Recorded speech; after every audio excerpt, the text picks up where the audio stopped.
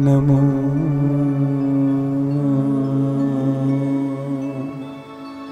भगवते वासुदेवाय। स्वस्ति श्री गणेशाय नमः। स्वस्ति श्री सरस्वत्यै नमः। श्री पुराण पुरुषोत्तमाय नमः। सद्गुरुदेव चरण कमलेभ्यो नमः। वंशे विभूषितकरा नवनीरनाभा।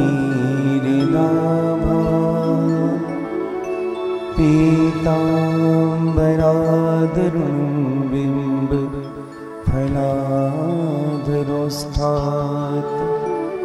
पूर्णेन्दुसुन्दरमुखा दरबिम्बनेत्रात्। कृष्णात् परं किमपि तत्त्वमहं न जाने। ध्येयं सदा परिभवग्नभीष्टदोहम्। तीर्थास्पदं शिरविरञ्चुनीतं शरण्यं। भृत्यार्तिहं प्रणतपाल भवाब्धिपोतं। वन्दे महापुरुषते चरणारविन्दम्।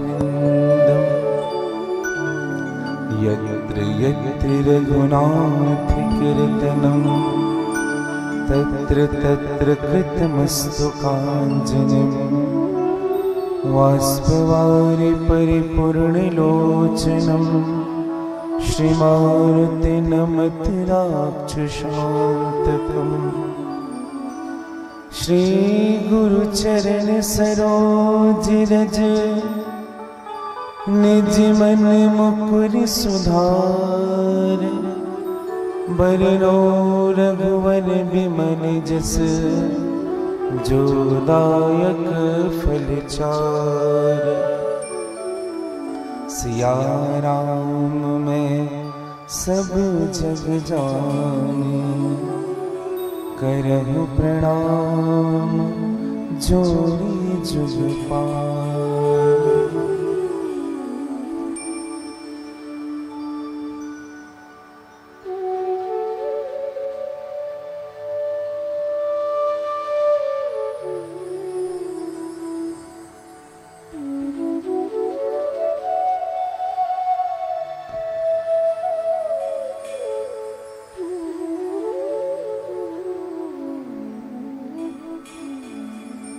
जय जय श्री राधा रमण।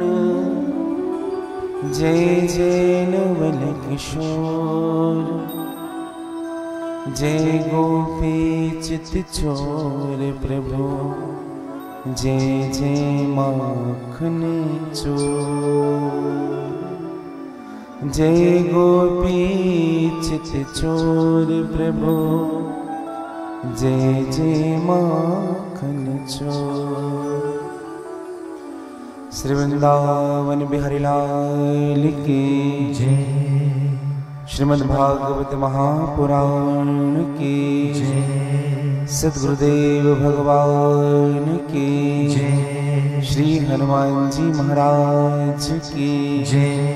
श्री राधे निकुंज धाम की जय। आदि शक्ति श्रीमन्वाणी मैया की जय। सद्गुरुदेव भगवान की जय। श्रीमद्भागवत महामहोत्सव की जय। दिव्य कलश यात्रा की जय। सब संतन की जय। सब भक्तन की जय। जय जय श्री सीताराम। जय जय श्री राधेश्याम। नमः पार्वते पतये हरे हरे महादेव।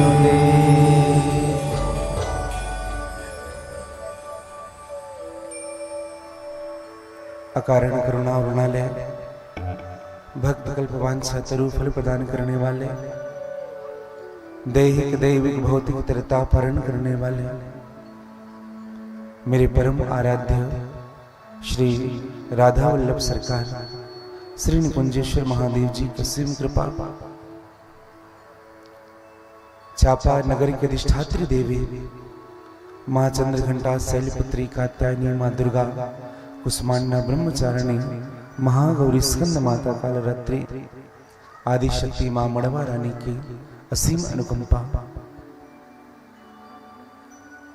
परम पूज्य श्री हनुमान जी महाराज श्री सद्गुरुदेव भगवान के सहज कृपा के फलस्वरूप देवांगन परिवार के सभी पितरों के कुल देवी देवता नगर के देवी देवताओं के सहज कृपा के फलस्वरूप छत्तीसगढ़ की पवित्र भूमि जहां निरंतर धर्म की गंगा बहती है, ऐसा पवित्र स्थल चापा में हो रहे देवांगन परिवार के द्वारा श्रीमद् भागवत ज्ञान के सप्ताह के इस पवित्र आयोजन में आए हुए आप सभी श्रोताओं का मेरे व्यासपीठ स्वागत करती है। इस कार्यक्रम के मुख्य आयोजक, जिनका समर्पण, जिनकी भक्ति, जिनका स्नेह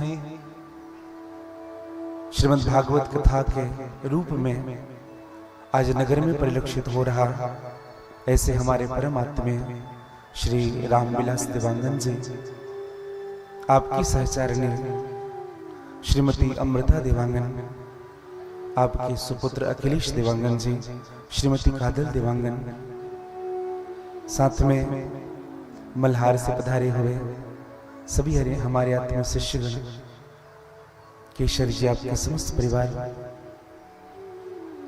साथ में हमारे आत्मीय वैष्णव परिवार,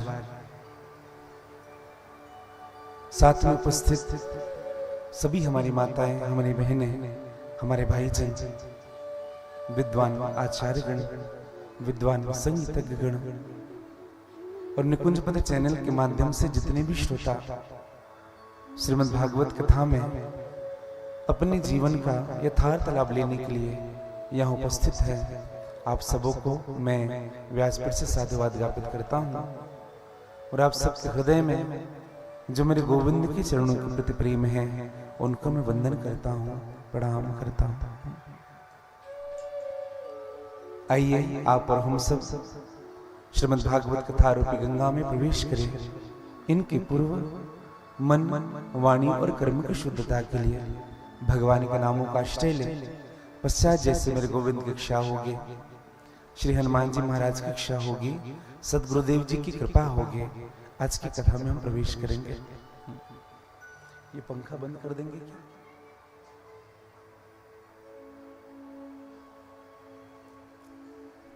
गर्मी लग रहा है? नहीं लग रहा है ना? बंद करा दो। एक बार सभी राधे राधे कह लीजिएगा, थोड़ा जोर से कह लीजिएगा सभी, बड़े भाव के साथ।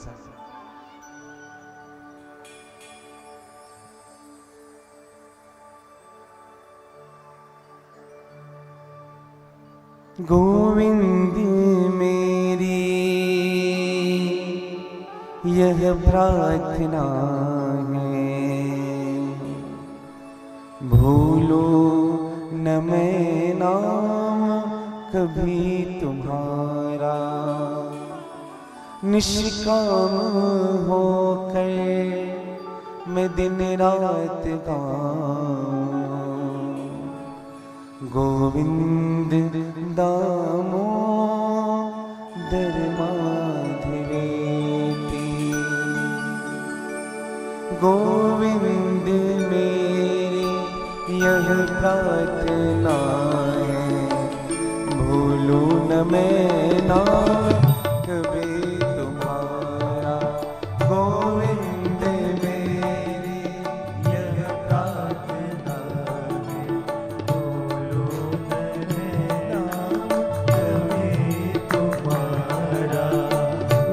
निष्काम हो गए दिन रात गाऊं गोविंद दामोदर माधव के।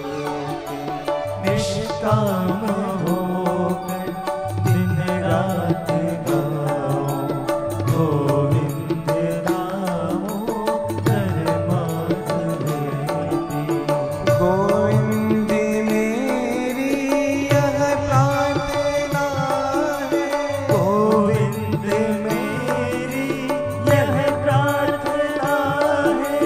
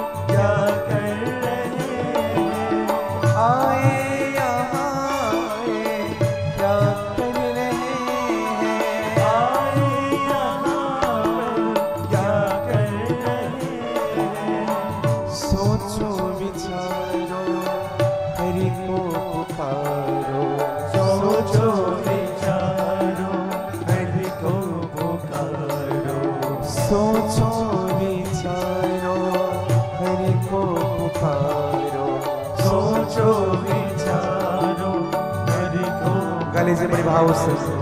गोविंद दामोदर माधवेति,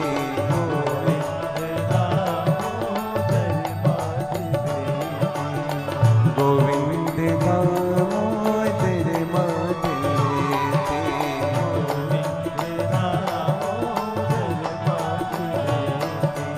गोविंद मेरी यह प्रार्थना है, भूलूं न मैं नाम कभी तुम्हारा। गोविंद मेरी यह प्रार्थना है, भूलो न मेरा कभी तुम्हारा।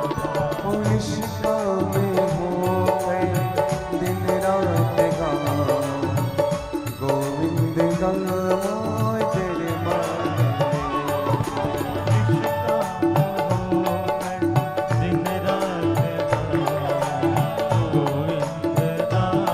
गाली जी का थोड़ी आनंद से ताली के साथ बड़े भाव से।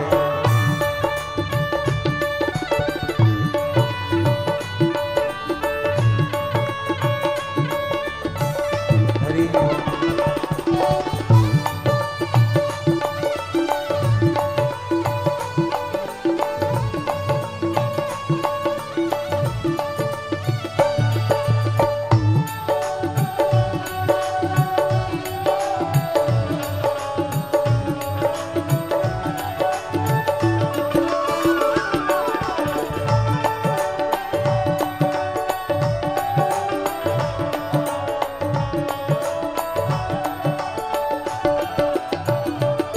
गोपाल सहारा तेरा है, गोपाल सहारा तेरा है, गोपाल सहारा तेरा है। गोपाल सहारा आइएगा। तेरा है, मैं तेरा हूँ तो मेरा है, मैं तेरा हूँ तो मेरा है, मैं तेरा हूँ तो मेरा है, मैं तेरा हूँ तो मेरा है। ओ नंद लाल सहारा तेरा है,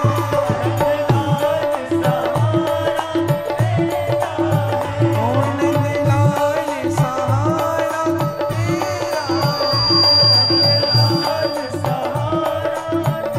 है, गोपाल सहारा तेरा है,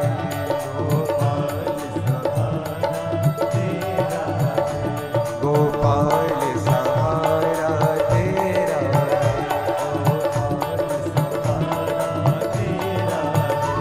मैं तेरा हूँ तुम मेरा है, मैं तेरा हूँ तो मेरा है।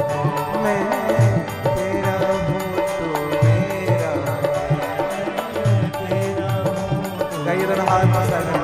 ओ नंद लाल सहारा तेरा है, नंद लाल सहारा तेरा है, नंद गोपाल सहारा तेरा है।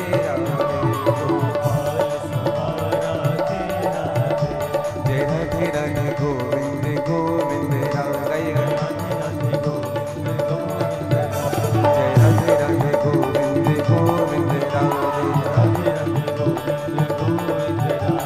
गोविंद राधे गोपाल राधे। गाइए। गोविंद राधे गोपाल राधे, गोविंद राधे गोपाल राधे, गोपाल राधे, गोविंद राधे गोपाल राधे, गोपाल राधे, गोविंद राधे गोपाल राधे, राधे गोपाल राधे, जय राधे राधे गोविंद गोविंद राधे। राधे गोविंद गोविंद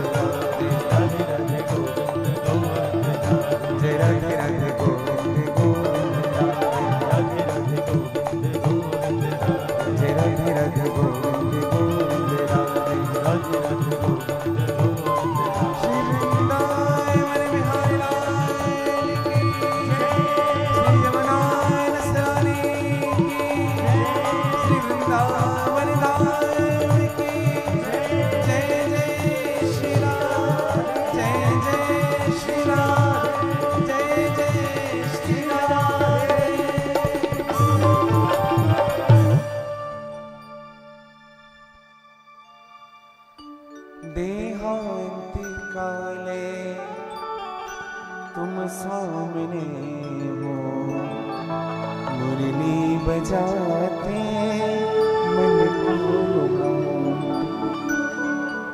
बोले भक्त और भगवान की जय। श्रीमद् भगवत कथा के सन्निधि प्राप्त करने वाले समस्त देवांगन परिवार, सभी मेरे वैष्णव जन, सभी श्रोता वृंद, भगवत कृपा की अनुभूति कब होती है? जब जीवन में भगवान के चरणों के प्रति प्रेम बढ़ता है। और प्रेम पूजा से नहीं बढ़ेगा, समझिएगा। कई बार हम 1 घंटे भी पूजन करते हैं ना तो मन नहीं लग पाता भगवान में। केवल काम हो रहा है, स्नान कराना, तिलक लगाना, फूल चढ़ाना, वस्त्र धारण कराना। प्रेम कब होता है बताएं आपको? जब हम भगवान को अपना सर्वस्व मान करके जब उनके सामने भी बैठ जाए ना तो अनायासी हृदय में प्रेम उपजने लगता है। और प्रेम के भी 2 प्रकार हैं, एक सकाम प्रेम, दूसरा निष्काम प्रेम। अनायास प्रेम कब हो पाता है बताएं आपको? सकाम भाव से पूजन करने से प्रेम नहीं बढ़ेगा, समझिएगा। जब तक से हृदय में निष्कामता नहीं आएगी तब तक से भगवान के चरणों में प्रेम जगने वाला नहीं है। इसलिए जब भी हम भगवान के सामने बैठे तो यह कह के नहीं बैठे कि प्रभु आज आपकी पूजन कर रहा हूं, आज मेरा यह काम रुका हुआ है, इनको ठीक कर देना। आज बहुत दिनों से काम बन नहीं रहा है, ये कार्य कर देना। क्या कहना है? जेहि विधिनाथ हो यही मोरा, करहूं सुबेगी दास। प्रभु आप वो करिए जिनसे मेरा हित हो, मैं जो मांग रहा हूं वो मत देना प्रभु। कभी कभी मेरा मांग भी गलत हो सकता है, हाँ समझिएगा। हम जो भी मांगते हैं भगवान क्यों नहीं देते हमें? कभी हमने विचार किया है? खूब पूजा करेंगे, खूब पाठ करेंगे, खूब जप करेंगे, फिर भी नहीं मिल रहा है, नहीं प्राप्त हो पा रहा है, इसका मतलब क्या? अच्छा एक निवेदन करूं मैं आपको। लोग कहते ना भगवान के पास देर है अंधेर नहीं। कौन कौन सहमत है इस बातों से? देवांगन जी सहमत है आप कि भगवान के पास देर है अंधेर नहीं? एक बात कहूं मैं आपको, भगवान के पास अंधेर नहीं है लेकिन भगवान के पास देर भी नहीं है, समझिएगा। हम लोग कहते हैं ना भगवान के पास देर है अंधेर नहीं, इनमें दूसरी लाइन ही सही है। भगवान के पास अंधेर नहीं है, देर भी नहीं है, तो देरी कहां से हो रही है? देरी भगवान की ओर से नहीं, देरी हमारी ओर से हो रही है। हम चरण नहीं पकड़ पा रहे हैं पहले, हम शरणागत नहीं हो पा रहे हैं पहले। और जब भगवान की शरणागति पहले से हो जाएंगे ना भैया, तो जीवन में भगवान की ओर से भी एक क्षण भी देरी नहीं होगी। सच्ची श्रद्धा, सच्चा प्रेम, सच्चा लगन ही भगवान को अपना बना लेता है। आप जो कहोगे, जो मांगोगे, मेरे गोविंद आपको प्रदान करेंगे। हाँ, श्रीमद् भागवत कथा के प्रथम श्लोक में आप और हम सब प्रवेश करें। सच्चिदानंद रूपाय विश्वोत्पत्त्यादि हेतवे तापत्रय विनाशाय श्री कृष्णाय वयं नमः। जो भगवान सच्चिदानंद है, सच्चिद और आनंद के स्वरूप है, जो सभी विश्व के उत्पत्ति, पालन और संहार के हेतु हैं, ऐसे प्रभु के चरणों पर हम वंदन करते हैं। और श्री कृष्णाय वयं नमः, ऐसे भगवान के युगल चरणों पर हम प्रणाम करते हैं। प्रारंभ में श्रीमद् भागवत कथा के प्रथम श्लोक में केवल भगवान श्री कृष्ण के चरणों पर वंदन नहीं किया गया। एक बात मैं आप सबसे निवेदन करूं, केवल भगवान कृष्ण के चरणों पर नहीं, श्री कृष्णाय वयम नमः। वयम शब्द आप सब पढ़े हैं। अहम शब्द रूप पढ़ते ना, वयम अस्मद युष्मद का जो शब्दकार है अहम वयम, वयम का भाव होता है दो वचन, वयम नुमः, अर्थात दो के चरणों में प्रणाम कर रहे हैं। अब आप कहेंगे श्री कृष्णाय वयम नुमः, तो यहाँ भगवान का ही नाम लिया गया और यहाँ चरण वंदन दो की रहे हैं। तो एक निवेदन करूं, भगवान कृष्ण के सन्मुख जो श्री शब्द है यही हमारी किशोरी जी है, यही श्री राधा जी है।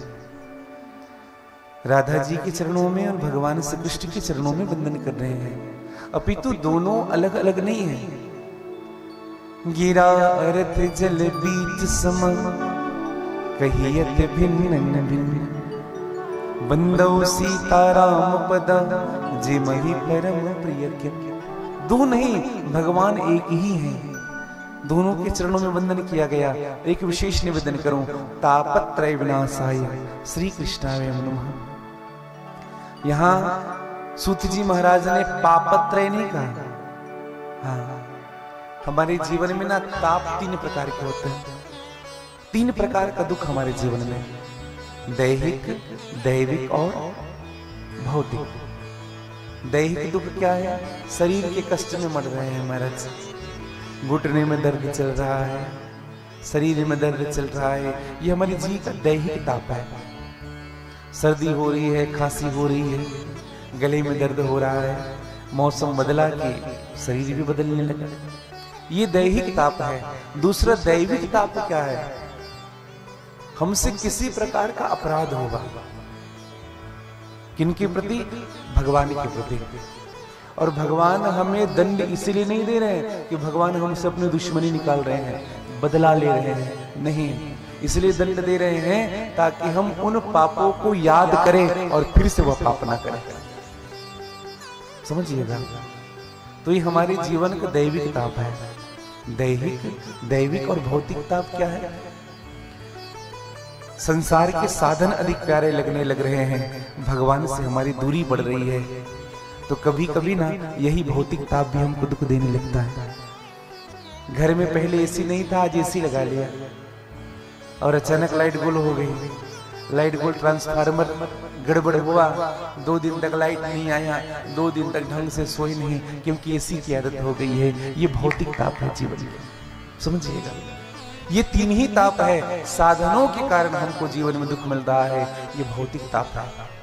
इसलिए ना जीवन में साधनों की प्रधानता नहीं होनी चाहिए। जीवन में अगर सुख चाहिए, शाश्वत सुख चाहिए, तो साधन की प्रधानता नहीं, साधना की प्रधानता होनी चाहिए।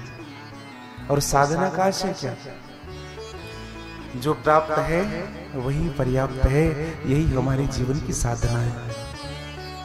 ये नहीं कहा जाता कि आंख बंद करके बैठो, भगवान का ध्यान करते रहो, सर्दी में बैठे रहो, गर्मी में बैठे रहो, ये साधना नहीं है भैया। आप गृहस्थ में साधना कैसे कर सकते हैं? कम वस्तुओं में सुख रहने का स्वभाव अगर आ जाए तो यह जीवन की आपकी सबसे बड़ी साधना है। बहुत सारी वस्तु भी अगर घर में पड़ी हुई है ना, फिर भी हम दुखी हैं, तो समझ लीजिएगा हम साधन से जुड़े हैं, भगवान की साधना से नहीं। और इसलिए तो गोस्वामी तुलसीदास जी ने बड़ी सुंदर भाव कही है, तुम कृपाले जा पर अनुकूला, तुम कृपाले जा पर अनुकूला, तुम कृपाले जा पर अनुकूला, तुम कृपाले जा पर अनुकूला, ताहि न ताप त्रिविधि भव शूला, ताहि न ताप त्रिविधि भव शूला, ताहि न ताप त्रिविधि भव शूला, ताहि न ताप त्रिविधि भव शूला, तुम कृपाले जा पर अनुकूला,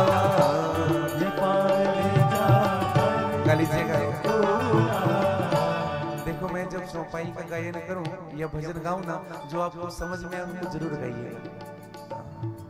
और जब खुद गाएंगे ना तो मन खुद ब खुद लगेगा। एक इंद्रियां भी अगर भगवान से लग जाए, 5 ज्ञान इंद्रियां हैं, शब्द, स्पर्श, रूप, रस और गंध। अगर सुगंध आ जाए ना भगवान की पूजा रूम में, वही सुगंध आ रहा है तो मन खुद ब खुद लग जाएगा भगवान के चरणों में। अगर रस आ जाए ना भगवान का, आप देखेंगे जहां आपको प्रसाद खाने की आदत होती है ना, वहां आप जब प्रसाद लोगे, निरंतर जिस प्रसाद को स्वीकार करते हो, अपने घर में ही ले लीजिए, अपने घर का भोजन करने का स्वभाव हो जाए तो स्थिति ऐसी बन जाती है भैया कि अगर घर में कोई दूसरा भोजन बनाए ना तो पता चल जाता है आज किसी और ने बनाया है क्या। हम लोगों के साथ खूब होता है, 10 महीना कथा में रहते हैं। हाँ, तो हमारे साथ यादव जी हैं और उनकी धर्म पत्नी है।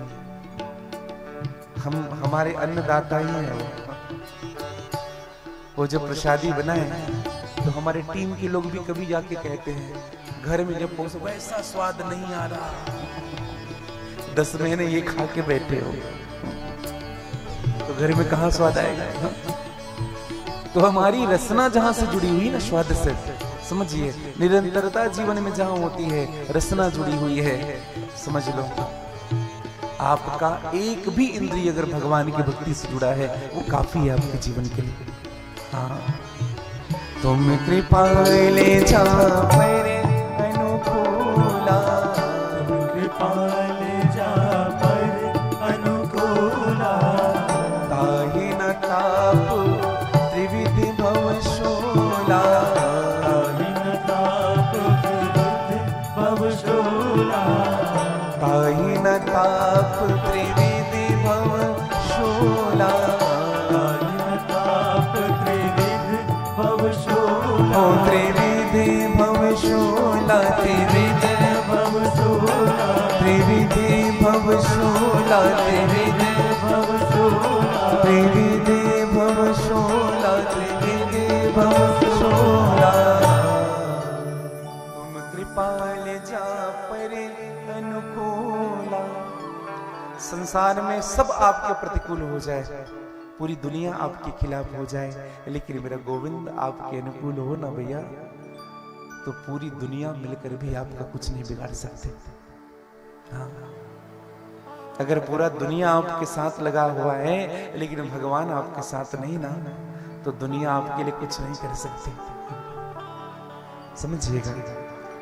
इसलिए ताहि न ताप त्रिविध भव शूला, जिनके अनुकूल भगवान हो जाते हैं ना, उनको 3 प्रकार के ताप कभी स्पर्श नहीं कर सकते। श्रीमद् भागवत कथा में सत्य की वंदना सबसे पहले की। श्री सूत जी महाराज कहते हैं कि मैं भगवान कृष्ण के चरणों में प्रणाम नहीं कर रहा, मैं मां दुर्गा के चरणों में प्रणाम नहीं कर रहा, मैं भगवान गणेश के चरणों में प्रणाम नहीं कर रहा, मैं राघव सरकार के चरणों में प्रणाम नहीं कर रहा, तो मैं प्रणाम किनके चरणों में कर रहा हूं? भगवान सत्य स्वरूप परमात्मा के चरणों में प्रणाम कर रहा हूं। सत्य, और सत्य है क्या? अच्छा विचार करिए, सत्य है क्या? भगवान सत्य है कि जीव सत्य है? ईश्वर सत्य है कि जीव सत्य है? अच्छा, जो सत्य है वो शाश्वत है कि नहीं? सत्य है वो शाश्वत है कि नहीं? कुछ तो ऐसे कुछ तो करिए, हाँ नहीं बोल रहे तो कुछ सिर तो हिलाइए। सत्य शाश्वत है देवांगन जी, सत्य ही शाश्वत है। सत्यम शिवम सुंदरम। अच्छा, जो सुंदर है ना, वो जो शाश्वत है वही सुंदर है। मैं निवेदन करूं आपको, किसी वस्तु या कोई व्यक्ति कुछ दिन के लिए हमको अच्छा लगता है और उनके साथ जब ज्यादा दिन रहने लग जाओ ना, फिर उनके प्रति जो श्रद्धा होती है ना वो घटने लगती है, समझिएगा, क्योंकि वो शाश्वत नहीं है। बना हुआ व्यक्ति के साथ ज्यादा दिन नहीं रह सकते आप। हाँ। जो व्यक्ति बनावटीपन करता हो, दिखावा करता हो, उनके साथ ज्यादा दिन समय नहीं बिताया जा सकता। लेकिन जो व्यक्ति जैसे है वैसे ही अगर मिल रहा है आपसे, समझिएगा उस व्यक्ति के प्रति आपकी श्रद्धा कभी घटेगी नहीं, उस व्यक्ति से कभी दूरी बनेगी ही नहीं। हाँ, इसलिए ना मैं तो एक बात सदैव कहता हूं, जब हम अपनों से मिलते हैं जैसे हैं वैसे ही बनकर मिले। हम जब भगवान के सामने जाते हैं ना तो जैसे हैं वैसे जाइएगा। हाँ, समझिएगा। इसलिए अपने स्वभाव के साथ भगवान के पास रहिए। हर व्यक्ति का दो स्वभाव होता है, एक निजी स्वभाव और दूसरा सबके सामने जो करता है वो स्वभाव। सहज स्वभाव किसे कहते हैं बताएं आपको? जो व्यक्ति सबके सामने करता है वो उनका सहज स्वभाव नहीं, जो अकेले कमरे में करता है वही उनका सहज स्वभाव है। और जो व्यक्ति सहज स्वभाव में ही भगवत प्राप्ति करने का उद्देश्य लेकर चल रहा है, अकेला है, कोई नहीं है, अकेले कमरे में भी हरे कृष्ण कृष्ण कृष्ण हरे हरे, हरे राम राम राम हरे हरे, या राधा राधा, अकेले कमरे में अगर वो कर रहा है, अगर जब कर रहा है, समझिएगा उनको भगवान बहुत जल्दी प्राप्त होने वाले हैं। सहज स्वभाव, भक्ति ना सहजता में होनी चाहिए, सहजता में। एक बात मैं आपको कहूं, आज मैं कलश यात्रा से जब आ रहा था, बहुत सुंदर दिव्य और भव्य कलश यात्रा थे देवगन परिवार की। प्रसिद्ध भगवान श्री हनुमान जी का मंदिर और भगवान श्री जगन्नाथ का पवित्र पावन स्थल और अवधूत बाबा, बेटू क्या नाम है, तपस्वी बाबा जी का पवित्र पावन स्थल। मैं एक बात कहूं आपको, मैं जब उस स्थान पर गया ना, कुछ क्षण के लिए मैं भूल गया कि मैं चापा में आया हूं। नदी का पवित्र पावन तट है और नदी के ऊपर मुझे ऐसा लगता कि वह सिद्ध स्थल ही है। हाँ, बहुत प्राचीन स्थल होगा। देवांग जी प्राचीन है। हाँ, नदी बह रहा है वो सामने। हाँ, पूरी रम्यता देख के न जाइए। भगवान के जो प्राचीन स्थल होते हैं ना, उनके निकट नदी क्यों होती है? नदी शुद्ध होता है, और नदी के तट पर जो घर बने होते हैं, या नदी के तट पर जो भगवान के विग्रह स्वरूप होते हैं, वो उसमें निरंतर शुद्धता होती है, क्योंकि नदी निरंतर बहते रहता है, और जो बहते रहता है वो शुद्ध रहता है। समझिएगा, मंदिरों की महत्ता नदियों के तट पर बहुत अधिक हो जाती है। हाँ,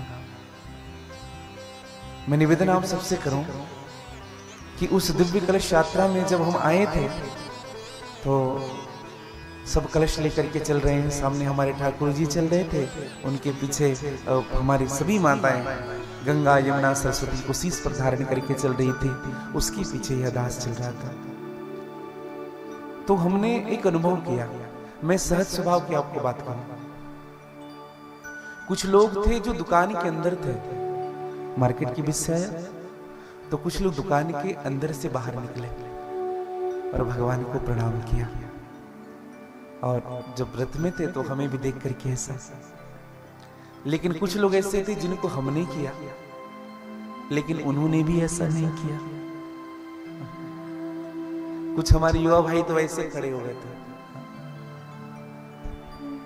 एक बात की ना मुझे सदैव दुख लगता है, हमारे सनातन में बहुत सारी कमियां हैं। यही यात्रा तो बड़ी दिव्य और भव्य रही। किसी के साथ चलने से भगवान की शोभा नहीं बढ़ती, अपितु भगवान के साथ चलने से हमारी शोभा बढ़ती है। समझिएगा, यात्रा दिव्य थी और भव्य थी। लेकिन मैंने देखा है मुसलमान भाइयों में, जब उनकी यात्रा निकलती है ना तो साथ में चलते हैं। हाँ, निवेदन करूं, मैं जस्ट यहीं पे पहुंचा था। एक बात कहूं मैं आपको, 4 साल की बेटी रही होगी, 4 साल की बेटी अपने पिताजी के साथ या अपने बड़े भाई के साथ रहा, मुझे ऐसा अनुभव हो रहा। तो वो बेटी खड़ी थी बगल में और अपने पिताजी ही रहे होंगे, उनकी हाथ पकड़ी थी, और जब हमने हाथ जोड़ा तो उनके पिताजी ने अपना चप्पल निकाल करके हाथ जोड़ा, और उस 4 साल की बेटी ने भी अपना चप्पल निकाल करके हाथ जोड़ करके ऐसे सिर झुकाया। हमको एक क्षण के लिए लगा हमें सब कुछ मिल गया। एक छोटी सी क्रिया ने हमें बहुत कुछ दे दिया।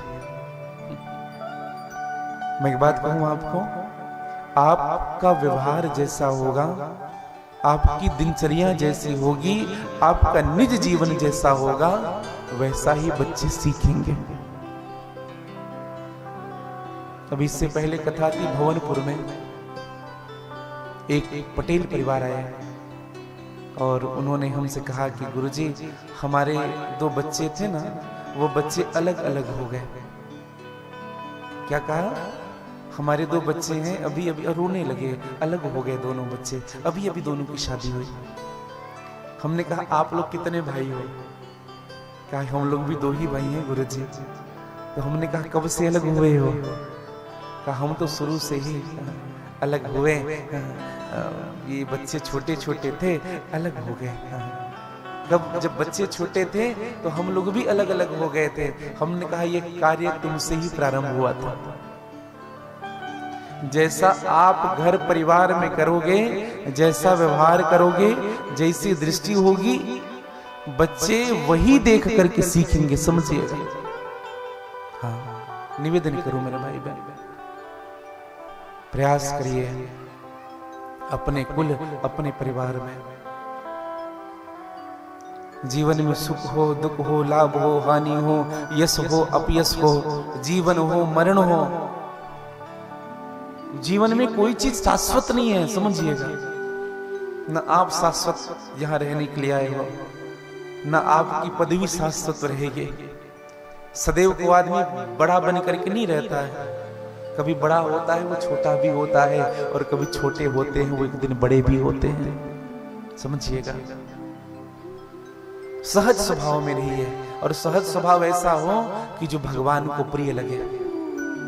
मैं एक बात आप सबसे कहूं, परमादरणीय परम श्रद्धेय श्री प्रेमानंद जी महाराज की बात है। वो कहते हैं कभी ना भगवान के लिए अपना कुछ कार्य करना, कभी भगवान के लिए व्यवहार करना, अपने घर का व्यवहार, अपने परिवार का व्यवहार, अपने निज जीवन कोई नहीं भी देख रहा है तो भी आप कभी भगवान के लिए जी करके देखना, आपकी जीवन एक सप्ताह में सुधर जाएगी। हाँ, ये मत देखना कि मैं छुप करके शराब पी रहा हूं, कोई नहीं जानता है, किसी को पता नहीं चलेगा। कभी ना, मैं तो एक बात सदैव कहता हूं, दुनिया में किसी से डरना या मत डरना, मेरे प्रभु से जरूर डरना। और जो भगवान से डरता है ना भैया, उनसे कभी अधर्म हो ही नहीं सकता है, कभी पाप होगा ही नहीं उनसे। हाँ। तो मैं निवेदन करूं, भगवान सत्य है और सत्य की उपासना श्रीमद् भागवत कथा में प्रारंभ में ही हुआ है। मैं तो कहूं आप एकादशी का व्रत करते हैं, पूर्णिमा का व्रत करते हैं, सोमवार का करते हैं, गुरुवार का करते हैं, सप्ताह में 7 दिन आप व्रत करते होंगे। किसी दिन एक दिन केवल सत्य बोलने का व्रत प्रारंभ करिएगा, एक दिन सत्य बोलिए, और वो सत्य आप एक दिन बोलेंगे ना, सभी व्रतों से बढ़कर के रहेगा। और सत्य कब बोल पाएंगे बताएं आपको? जो व्यक्ति कम बोलता है ना, कम, वही व्यक्ति सच अधिक बोलता है। जिसके स्वभाव में कम बोलने की आदत होती है ना, हाँ, वही व्यक्ति सच अधिक बोलता है। निवेदन करो, इसलिए जीवन में भगवत कृपा का अनुभव हो, क्योंकि जीवन बहुत छोटा है। हाँ, आपने भाव सुना होगा, चली जा रही है उम्र धीरे धीरे। आज से करीब 8 साल पहले, दीक्षा कब हुआ था? देवांगन जी केशर कब दीक्षा हुआ था? करीब 8 साल पहले है ना? और उस समय से परिणति बनी हुई थी देवांगन परिवार की। हाँ, गुरुदेव जी कथा होगी, कब होगी, बेटी की शादी हो जाए। उनके बाद जब बेटी की शादी हुई तो लाला थोड़ा देखो एक बात कहूं मैं आपको, शुभ संकल्प को ना भगवान देखते हैं। और आपने कोई जीवन में संकल्प किया है तो एक बात जरूर याद रखिएगा, भगवान जब उनको करने लग जाए ना तो उनको करना हमारा दायित्व होना चाहिए। और 8 साल बाद ये धीरे धीरे करके परिणति बनी और मेरे गोविंद का आगमन आपके निज निवास में हुआ। मेरे प्रभु की कृपा आपके निज निवास में हुई। भगवान पहले इसलिए नहीं आए, मानो देवांगन जिससे कहा वो पहले बहुरिया आ जाए और बहुरिया के बाद लाला भी आ जाए, उनके बाद और बड़ी सुंदर भाव, क्योंकि जीवन बहुत छोटा है भैया।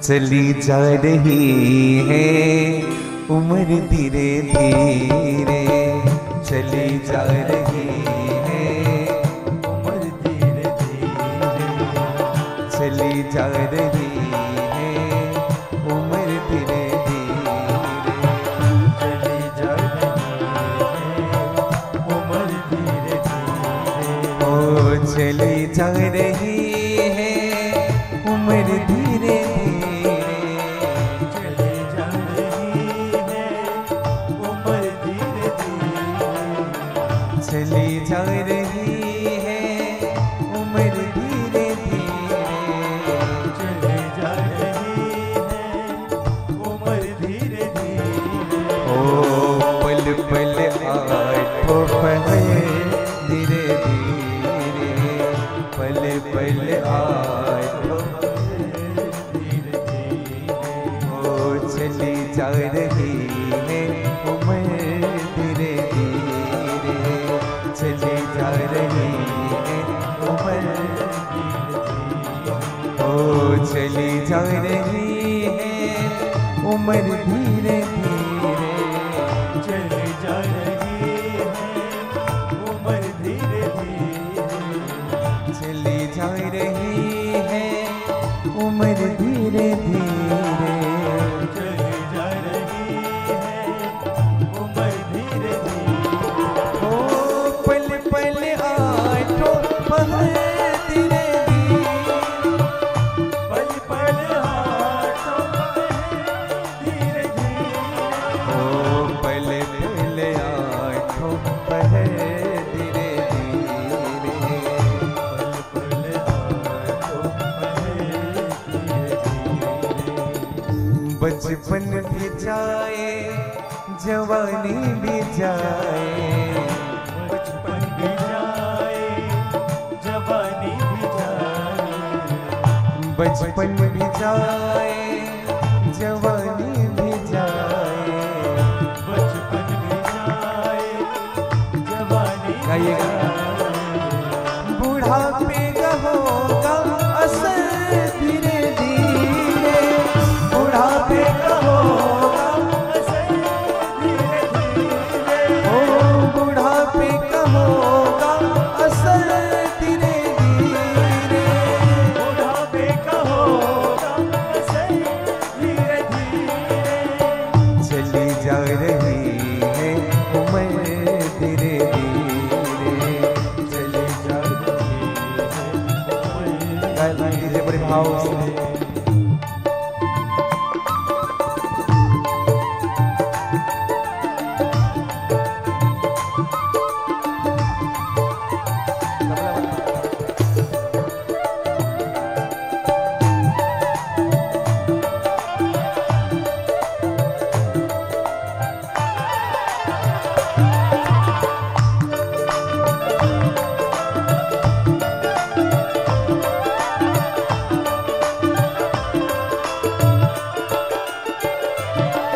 ओ तेरे हाथ पैरों में दम ना रहेगा, तेरे हाथ पैरों में दम ना रहेगा, तेरे हाथ पैरों में दम ना रहेगा, तेरे हाथ पैरों में दम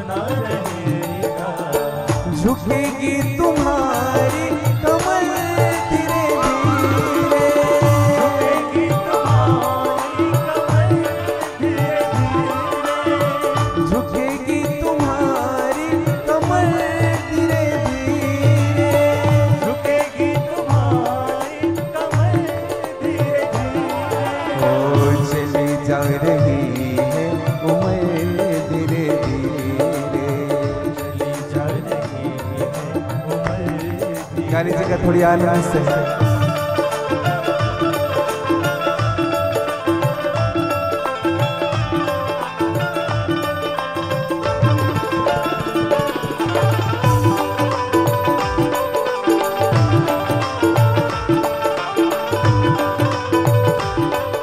थोड़ी ताली की से वजह थोड़े भाव से।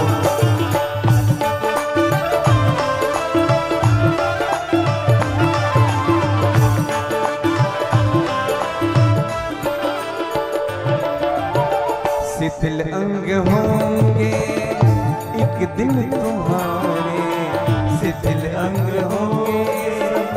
एक दिन तुम्हारे। कुछ लोग कहते हैं भगवान की भक्ति करेंगे, कब करेंगे महाराज? 60 के बाद करेंगे। अरे बचोगे तब तो करोगे, हैं? कुछ गारंटी है क्या? जीवन में जब 55 हो जाए ना तो बचपन छोड़ देना चाहिए। शिथिल अंग होंगे एक दिन तुम्हारे, शिथिल अंग होंगे एक दिन तुम्हारे।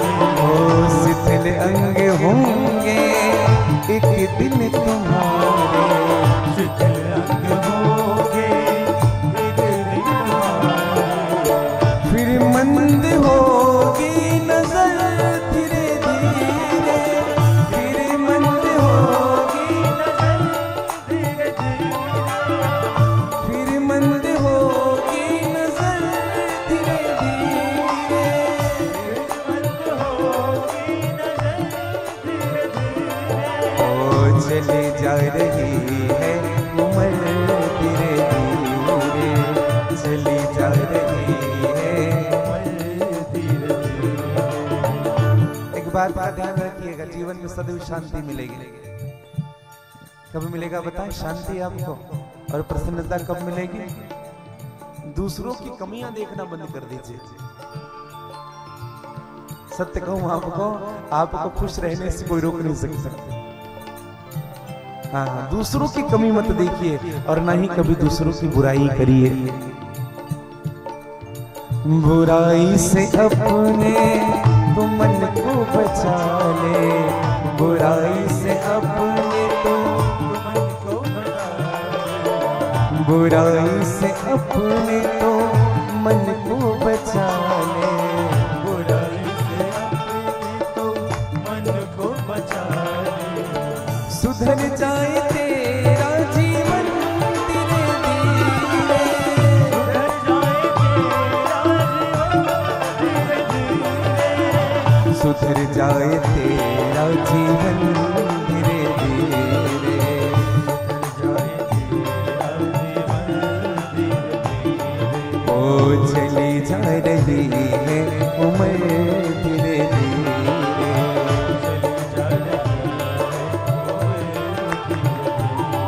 ओ पहले पहले आठों पहर धीरे धीरे, पहले पहले आठों ओ चली जा रही है उम्र धीरे धीरे, चली जा रही ओ पहले पहले आठों पहर धीरे धीरे, पहले पहले आठों ओ पहले पहले आठों पहर धीरे धीरे, पहले पहले ओ पहले पहले आठों पहर धीरे धीरे, पहले पहले आठों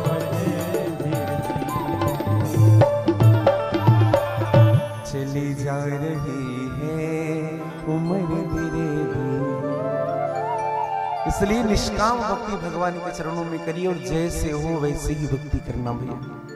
हाँ, हम लोग भगवान की पूजा करते पाठ करते भक्ति करे ना तो सकाम मत करना। और मैं एक निवेदन करूं आपको, जीवन में भक्ति भी अगर करे तो प्रदर्शन की दृष्टि ना हो, दर्शन की दृष्टि हो। हाँ, जीवन भर कभी माला नहीं करते हैं, लेकिन फोटो जब कई लोग खिंचाते हैं तो माला लेकर के खिंचाते, समझिएगा। हाँ, एक बात कहूं मैं आपको, करोड़पति आदमी ने साइकिल लेता ही स्टेटस नहीं डालता है। देवानंद जी, करोड़पति आदमी जब साइकिल लेगा ना तो स्टेटस नहीं डालता, लेकिन स्कूटर वाला अगर बुलेट ले दिया तो 7 दिन तक परिवार में घूमेगा। समझिएगा मेरी बात। हाँ, इसका अंतर समझिएगा। जीवन में जो कभी भगवत शरणागति नहीं हुआ है, अचानक ऐसा लगने लग जाए कि संसार उनको ये जान रहे हैं कि ये बड़ा भगत है, तो अपने आप को प्रदर्शित करने से रोकता नहीं है, पीछे हटता नहीं है। इसलिए प्रयास करिएगा। रामचरितमानस में लक्ष्मण जी ने भरत जी को बहुत सारी बात कही।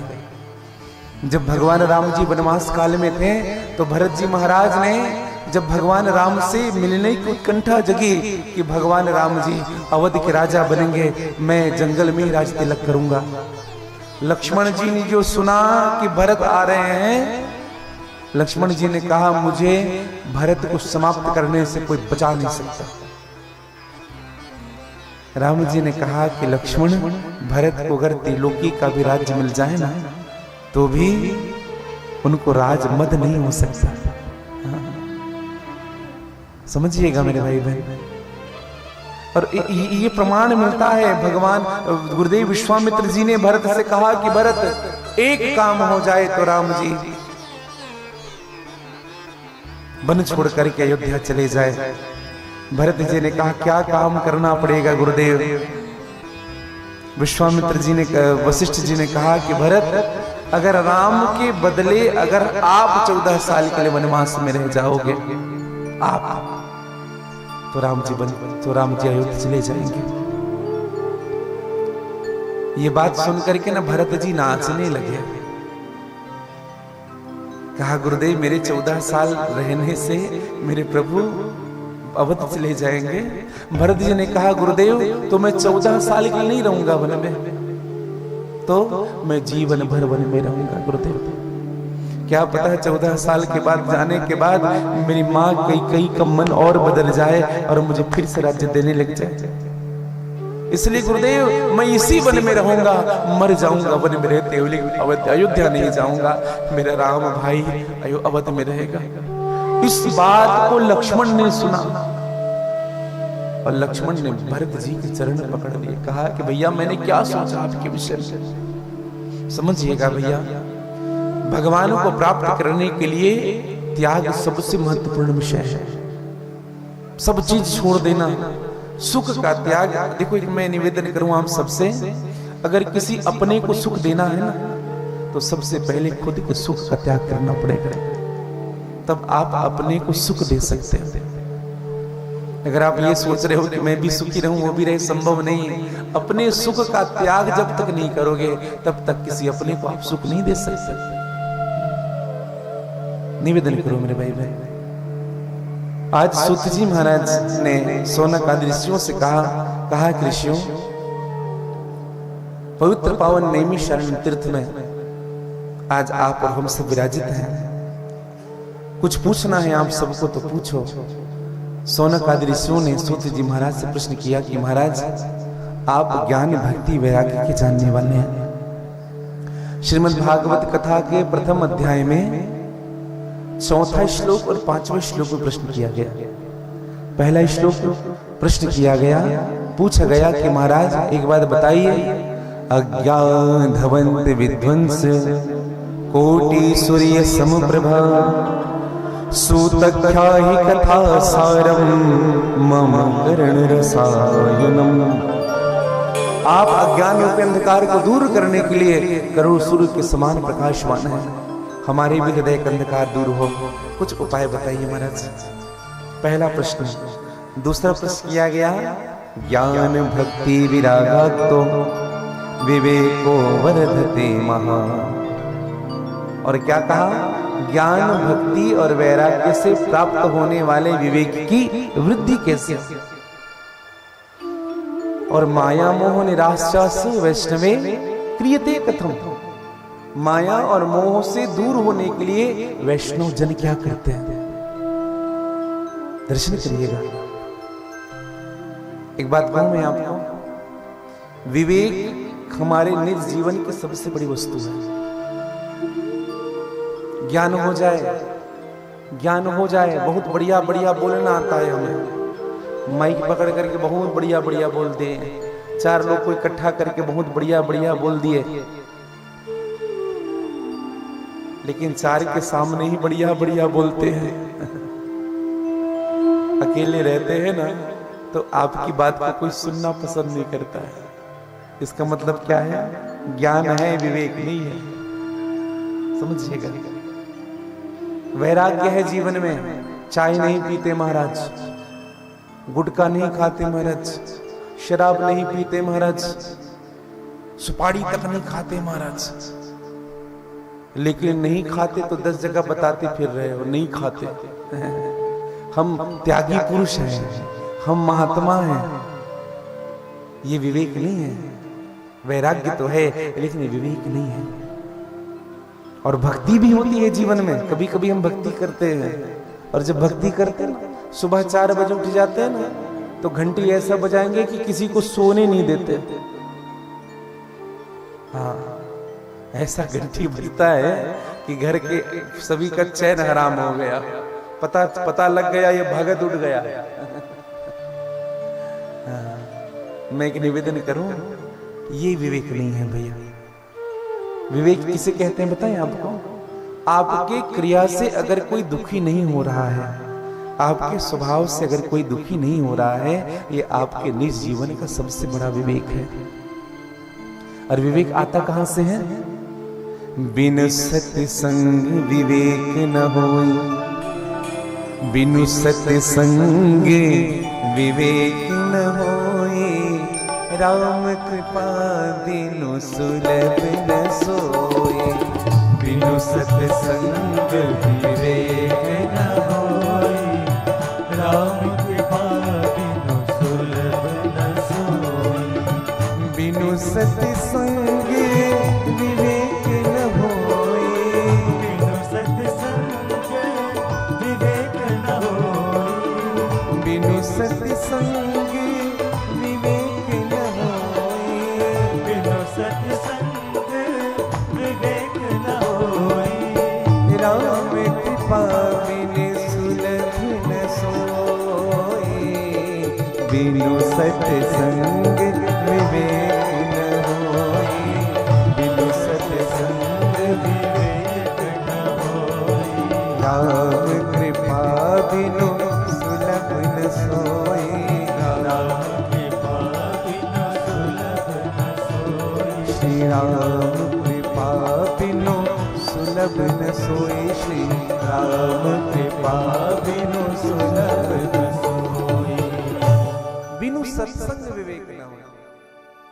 सूत जी महाराज से प्रश्न किया कि महाराज आप बताइए ना, हमारे निज जीवन में भगवान की भक्ति विवेक कैसे जगेगी? और दूसरी दृष्टि महाराज, वैष्णव जन अपने आप को सांसारिक विषयों से बचा करके कैसे रखते हैं? सांसारिक विषय क्या है भैया? सांसारिक विषय क्या है? यही काम है, क्रोध है, लोभ है, मोह है, मद है। इस परिवार से बच करके रहिएगा। ये परिवार अच्छे नहीं है। हाँ, ये भाई हैं 5 जो आपकी भक्ति में बाधा डालते हैं, जो आपका निज जीवन खराब कर देते हैं। और ये हटेगा कैसे? भगवान की सत्संग से। हाँ, सूत जी महाराज से सोनाकर ऋषि ने कहा कि महाराज आप अज्ञान रूपी अंधकार को दूर करने के लिए करोड़ों सूर्य के समान प्रकाशवान हैं। हमारे भी जीवन का ज्ञान दूर करिए। आप हमें भगवान की कथा बताइए। हाँ, एक निवेदन करूं मैं आपको, भगवान के ना 3 स्वरूप हैं और भगवान के 3 कार्य हैं। 3 स्वरूप कौन कौन से हैं? प्रारंभ में ही सत्य स्वरूप, चित्त स्वरूप और आनंद स्वरूप। सत्य स्वरूप जो हम देख सकते हैं, चित्त स्वरूप जिनको, सत्य स्वरूप जिनको देख सकते हैं, छू सकते हैं। चित्त स्वरूप क्या है? जिनको केवल देखा जा सकता है, स्पर्श नहीं किया जा सकता। और आनंद स्वरूप क्या है?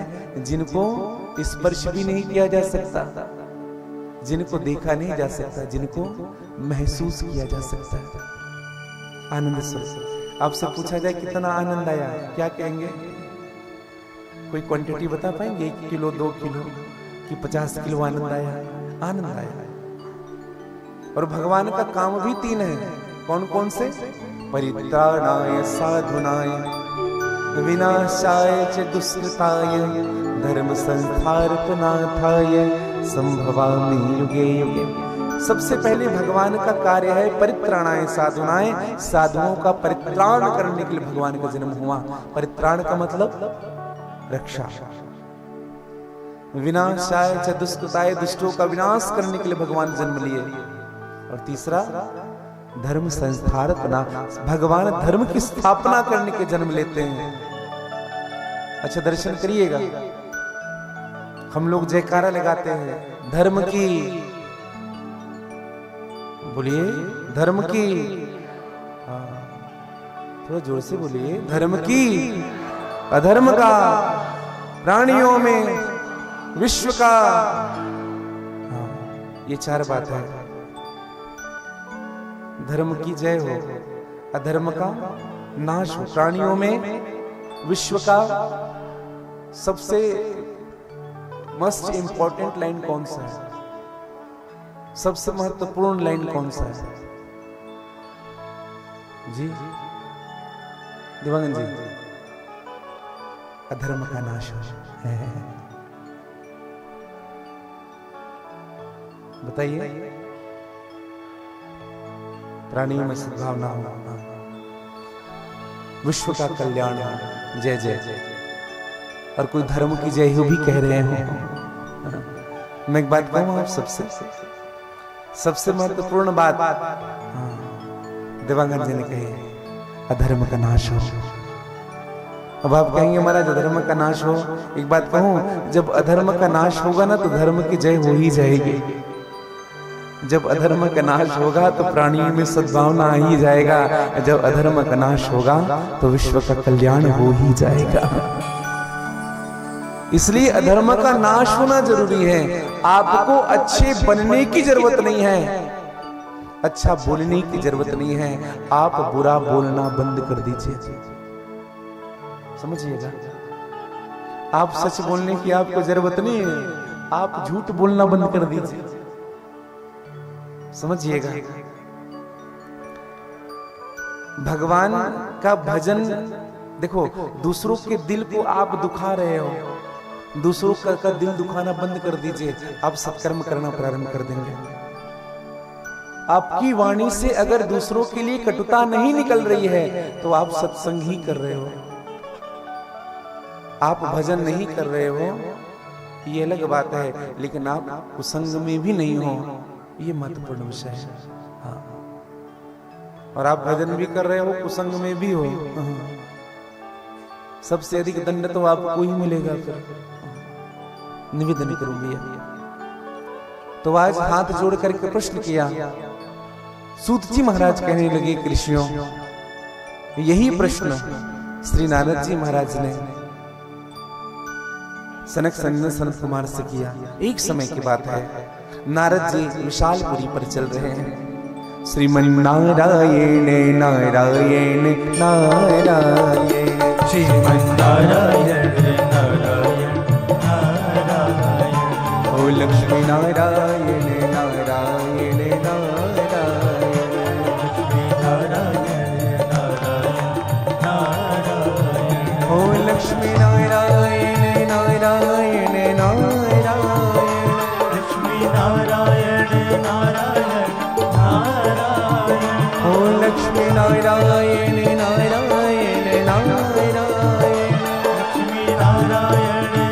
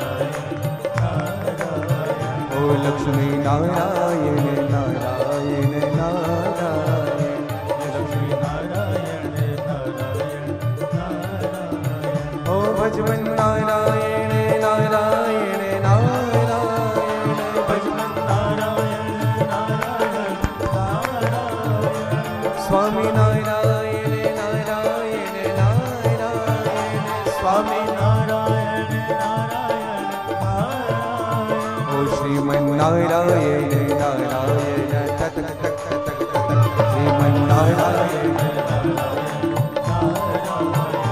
श्रीमन्नारायण नारायण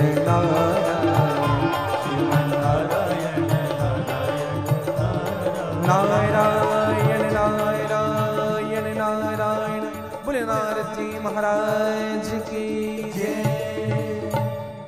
नारद जी का आगमन हुआ। नारद जी ने देखा क्या? नारद जी ने सनक सनंदन सनत कुमार को देखा और सनक सनंदन सनत कुमार ने नारद जी को देखा। नारद जी को देखा सनक सनंदन सनत कुमार ने, तो नारद जी दिख कैसे रहे? ऐसा लग रहा है जैसे अभी अभी उनको टाइफाइड हुआ था। अभी अभी रोग ने गिरा था, बहुत लंबे समय तक बीमारी का सरवाइव करके नारद जी आए हैं। हाँ, अब देखेंगे कोई जब बहुत बीमार पड़े ना, चेहरा बता देता है। तबीयत अगर गड़बड़ हो तो नारद जी से पूछा, कहा कि तुम्हारी तबीयत ठीक नहीं है क्या? नारद जी ने कहा कि तबीयत तो ठीक है, तन तो बढ़िया है, लेकिन मन ठीक नहीं है।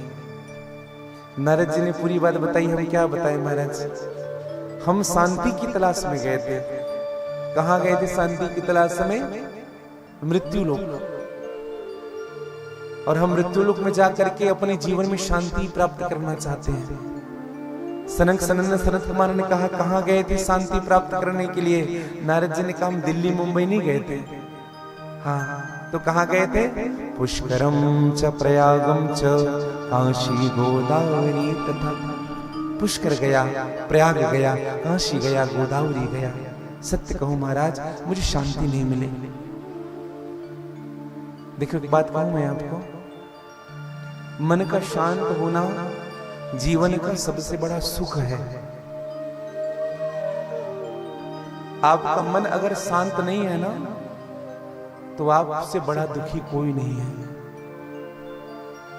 घर में करोड़ों रुपए हैं, बड़े बड़े जमीनें हैं आपकी, अरबों की संपत्ति है आपकी, लेकिन मन शांत नहीं है, तो आपसे भिखारी कोई नहीं है भैया।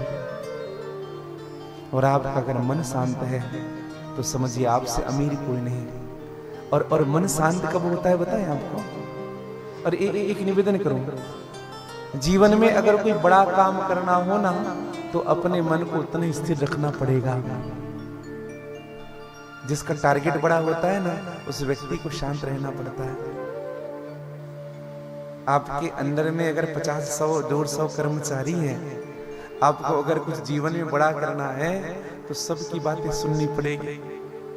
हाँ, सबके विषय में कहा ये गलत कर रहा है, चलो कुछ नहीं, गलत कर रहा है, आप सह रहे हो, आप देख रहे हो, फिर भी अनजान बन करके बैठे हो। क्यों? क्योंकि आपका उद्देश्य कुछ बड़ा है जीवन का। अगर उसी समय अगर आप अस्थिर हो गए तो आप वहीं से भ्रमित हो जाओगे। इसलिए मन की स्थिरता सबसे महत्वपूर्ण है जीवन में। मन की स्थिर रहे, और भैया मन की स्थिरता होगी ना, तभी भगवान आपको मिल सकते हैं, तभी भगवान की छवि आपको दिखेगी। हाँ। तो मैं निवेदन करूं, नारद जी महाराज ने कहा कि महाराज मेरा मन स्थिर नहीं है। क्यों? क्योंकि मुझे शांति वहां नहीं मिली।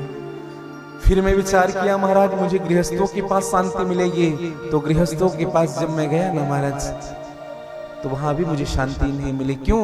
क्योंकि स्वार्थ लाभ करे सब प्रीति, सुर नर मुनि सब की है रीति। हर संबंध में स्वार्थ छिपा हुआ है, हर संबंध में स्वार्थ बना हुआ है। हाँ, आजकल प्रेम कैसे करते हैं बताएं आपको? हम कब क्यों प्रेम करते हैं किसी को? जब सामने वाला हमसे करेगा तब हम करते हैं, स्वार्थ से। अगर सामने वाला नहीं कर रहा है और आप प्रेम करो, तब आपका प्रेम सही माना जाएगा। सामने वाला भोजन के लिए नहीं पूछ रहा है आपको, बैठने के लिए नहीं पूछ रहा है, लेकिन जब वो आदमी आपके यहाँ आए ना, तो उनको बिठा करके पकवान खिलाओ। यह है प्रेम। वो प्रेम नहीं कि सामने वाला ने आपको खूब प्रेम दिया और आपको गाजर का हलवा खिलाया, तो आप ये विचार कर रहे हैं चलो गाजर का हलवा नहीं तो सूजी का ही हलवा खिला दे, खिलाए तो उनको। ये प्रेम नहीं है। कुछ नहीं मिलने पर भी आप उनसे जुड़े हुए हैं। हाँ, कुछ नहीं मिलने पर भी समझ लीजिए यही आपके निज जीवन का प्रेम है। और मैं तो बात सदैव कहता हूं, आपका प्रेम कभी समाप्त नहीं होगा। उनके प्रति जिनसे आप प्रेम कर रहे हो कब समाप्त नहीं होगा? आप उनके बारे में गलत सुनना बंद कर दीजिए। अगर कोई श्रेष्ठ है, आप उनके बारे में गलत सुनना बंद कर देंगे, आपकी श्रद्धा कभी समाप्त नहीं होगी, कभी कम नहीं होगा।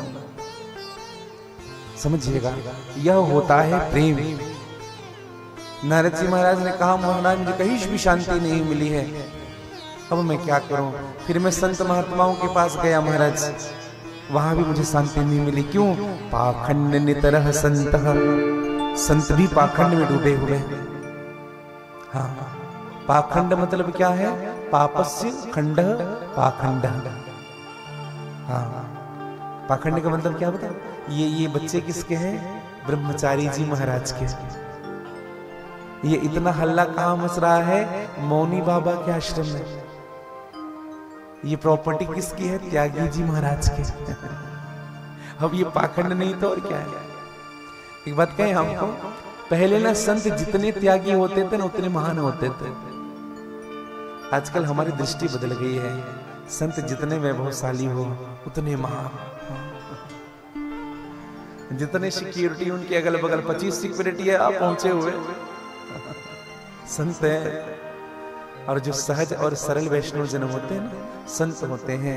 एक बात कहूं मैं आपको, जो व्यक्ति अपने स्वभाव से हमसे मिलता है ना, हम उनका मूल्य नहीं आंकते हैं। और जो आदमी प्रभाव से मिलता है ना, हम उनका, अरे वाह बहुत प्रभावशाली है, पता नहीं कमरे में क्या होता है? समझिएगा, प्रभाव। एक निवेदन करूं, किसी के प्रभाव में रहोगे ना, उनके प्रभाव समाप्त होने के बाद वह व्यक्ति आपके दिल से उतर जाएगा। लेकिन अगर किसी के स्वभाव से जुड़े रहोगे ना भैया, तो कभी उतरने वाला नहीं है। इसलिए अपने निज स्वभाव को मत छोड़ना, और किसी से सब जुड़ना तो प्रभाव से नहीं, उनके स्वभाव से जुड़ना। हाँ, उनके स्वभाव से। किस अधिकारी से प्रेम करते हैं? क्यों करते हैं? हाँ, कुछ काम कराना है। विधायक से प्रेम है, सांसद से प्रेम है, मुख्यमंत्री से प्रेम नहीं है। हाँ, कोई प्रेम नहीं, बस मतलब से काम चल रहा है। जैसे वो विधायक पद से हटा, 4 कदम दूर हो गया, देखना पसंद नहीं करेंगे उनको। हाँ, इस रास्ते से आए तो पलट करके जाएंगे, नमस्ते बोलना पड़ेगा, आदमी ठीक नहीं है। ये दशा है हमारे जीवन की। आज नारद जी महाराज ने कहा कि महाराज, लेकिन जब मैं वृंदावन आया तो वृंदावन में एक दशा देखी। क्या दशा? एक मैया बैठ करके रो रही है, उनके अगल बगल 2 वृद्ध पड़े हुए हैं। मेरा मन तो हुआ उनके पास जाकर के पूछूं वो कौन है, ये अगल बगल 2 वृद्ध पड़े हैं वो कौन है। कुछ देवियां उनको पानी सिंचित कर रही है उनके चेहरे पर, कुछ देवियां उनको पंखा झल रही है। मन में तो आया कि पूछूं, लेकिन एक क्षण में आया, स्त्री है, थोड़ी थोड़ी बात में हंसने लग जाती है, थोड़ी थोड़ी बात में रोने लग जाती है। हम देखो, माताओं का स्वभाव होता है कि नहीं? एक जगह हम गए थे तो एक मैया रो रही थी दरवाजे में मैया रो रही थी। हमने पूछा मैया क्या हुआ? उसने कहा महाराज वो रो रही है इसलिए हम रो रहे हैं। अब देखो कैसी कनेक्टिविटी है। और जब उनसे पूछा गया ना, तब उन्होंने कारण बताया, ये कारण है। तो एक बात बताए, मैया माताओं का जो मन होता है ना, इमोशन से भरा होता है, भावों से भरा होता है। हाँ, स्त्रियों का जो हृदय होता है, सत्य कहो मेरे भाई बहन, आपने अपने जीवन में अगर किसी व्यक्ति के हृदय में भाव भरा हो, अगर आपने उस व्यक्ति को संतुष्ट कर दिया, तो मैं सत्य कहूं वही भाव आपको बहुत कुछ दे जाएगा। अगर कोई व्यक्ति आपसे सच्चा प्रेम कर रहा है और उसी भाव से आपके साथ जुड़ा हुआ है, अगर आपने भी सच्चाई से, ईमानदारी से उनका दिल जीत लिया, दिखावे से नहीं भैया। तो सत्य कहूं, आप वहां पहुंच जाओगे जिनकी आप कल्पना नहीं कर सकते। ब्लेसिंग ना सबसे बड़ी वस्तु होती है जीवन की, सबसे बड़ी वस्तु। सच्चे लोगों के साथ इसलिए छल मत करिएगा जीवन में कभी। जो आपके झूठ को भी सच मानता है ना, ऐसे व्यक्ति से कभी छल मत करना जीवन में। हाँ। आज नारद जी महाराज ने कहा कि महाराज, वह देवी सामने बैठी हुई है, अगल बगल दो वृद्ध पड़े हुए हैं। मैंने पूछा, देवी तुम कौन हो? देवी का सित्वम और काव्यमो, ये दोनों कौन हैं? वद देवी सविस्तारम समस्त दुखस्य कारणम, अपने दुख का कारण बताओ देवी। उस देवी ने कहा कि महाराज, मैं और को नहीं, अहम भक्ति रीति ज्ञाता। महाराज मेरा नाम भक्ति है, और ये दो अगल बगल दो पड़े हुए हैं ना, ये मेरे दो पुत्र हैं, ज्ञान और वैराग्य। महाराज मेरा जन्म हुआ द्रविड़ देश में। द्रविड़ देश किसे कहते हैं? दक्षिण भारत। आप देखेंगे ना दक्षिण भारत में ना खूब भक्ति मिलेगी आपको। आप कहीं तीर्थ जाएंगे ना तो दक्षिण भारतीय बहुत मिलेंगे। हाँ, नैनु वन्ना तन टन नंदे केड़ा नाड़े लपो बोलने वाले। और एक बात बताएं आपको, ऐसी भक्ति करते हैं, ऐसी भक्ति भैया क्या बताएं। हम क्या व्रत करेंगे, रात रात भर जा करके जाग करके जब करेंगे, सुबह पहुंच जाएंगे भगवान के पास, और हल्दी भी लगाएंगे तो भाव से। मैं ये नहीं कहता कि अन्य में नहीं होता, सब में होता होगा, लेकिन दक्षिण भारतीय विशेष रूप से। अच्छा एक बात बताएं आपको, किसी से अगर कहा जाए बाल दे दो, मुंडे हो जाओ, कौन होगा? किसी मंदिर में जाकर मुंडे हो जाओ, कोई होगा? पुरुष? अच्छा स्त्रियां होगी क्या बताइए? नहीं होगी। क्यों? क्योंकि उनको अपने सुंदरता पर ध्यान रखना पड़ेगा। बाल है तो सुंदर है। अच्छा विचार करिए, दक्षिण भारत में आप जाइएगा तिरुपति, अपना सुंदरता समाप्त कर देते हैं भगवान के लिए।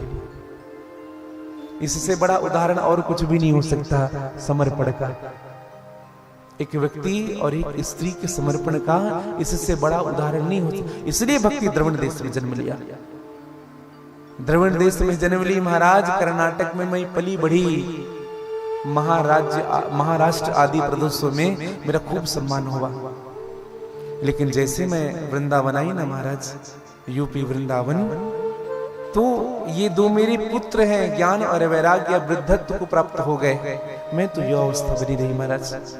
आपसे एक ही प्रार्थना है, मेरी ये दोनों पुत्रों की जो वृद्धावस्था है, इनको दूर कैसे करूं, कुछ उपाय बताइए। नारद जी ने कहा कि चिंता मत करो, हम करेंगे, हम करेंगे। और नारद जी ने पढ़ना प्रारंभ किया, पुराणों का पढ़ना प्रारंभ किया, वेदों का पढ़ना प्रारंभ किया।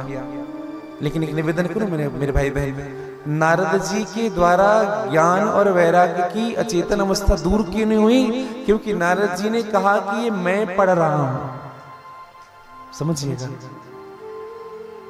मैं पढ़ रहा हूं। और जब ये भाव आपके हृदय में जग जाएगा ना भैया, आप किसी का कल्याण नहीं कर सकते। हाँ। अगर भगवान कर रहे हैं, ये भाव आपके मन में है, तो सत्य कहूं, आपके द्वारा ही सबका कल्याण हो पाएगा। कभी कभी देखना, कभी कभी अच्छे वक्ते भी ना, वक्ता जो होता है वो भी कभी कभी मुख से कुछ गड़बड़ बोल डालता है। हाँ। एक हमारे साथ एक घटना बताएं आपको। एक जगह कथा हो रही थी, और जब कथा हुई तो हम उस दिन पहुंचे, कथा में बैठे, भगवान से प्रार्थना की। खूब पब्लिक थी। हाँ, हमने देखा कि वाह, आज तो ये बढ़िया आनंद लेंगे। प्रथम में ये वाला भजन कर, खूब आनंद करेंगे। और मन में जैसे ही प्रथम श्लोक बोले, दूसरा श्लोक भूल गए। सत्य कहूं मैं आपको, ये मेरे साथ घटी हुई घटना बता रहा हूं। प्रथम श्लोक बोला, दूसरा श्लोक भूल गए। मतलब बताएं आपको, मैं बोल रहा हूं वाली बात जब मुख से आ जाएगी ना, जब चिंतन में आ जाएगी, मन में आ जाएगी, बुद्धि जब दूषित हो जाएगा कर्तापन का भाव से, तो समझिएगा भगवान आपको कहीं ना कहीं झटका देते हैं। और जैसे भूले ना भैया, फिर भगवान से प्रार्थना करें, प्रभु सब कुछ आपके हाथ में है ना। उसी समय याद आ गया।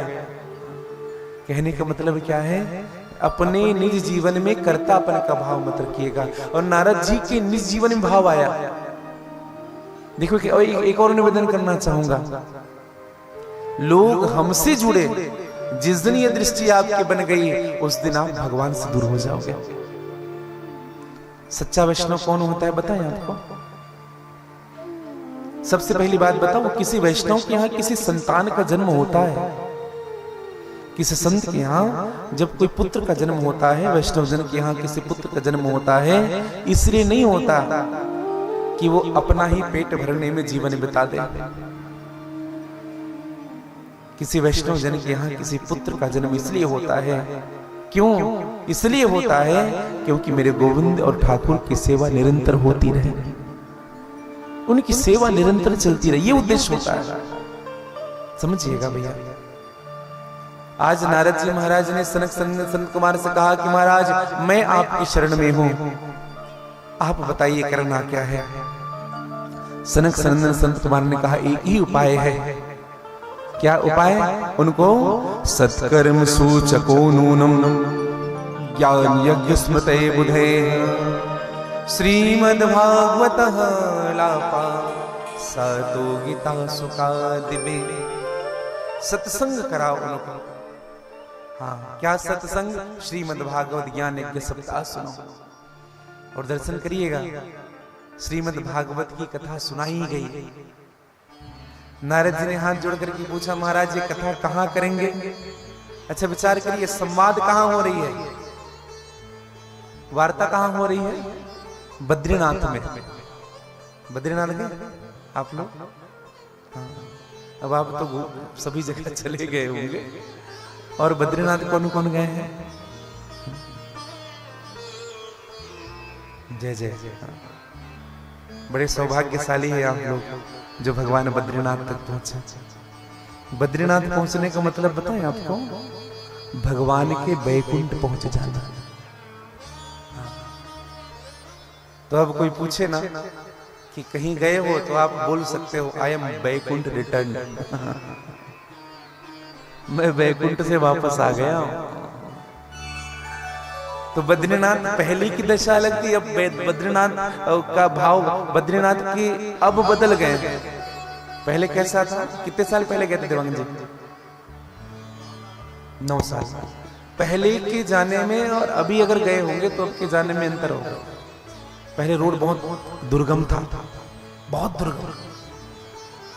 हमारे पूजनीय पिताजी बताते हैं कि बेटा जब बद्रीनाथ गए ना तो 20 बार हनुमान चालीसा पढ़ पढ़ के गए।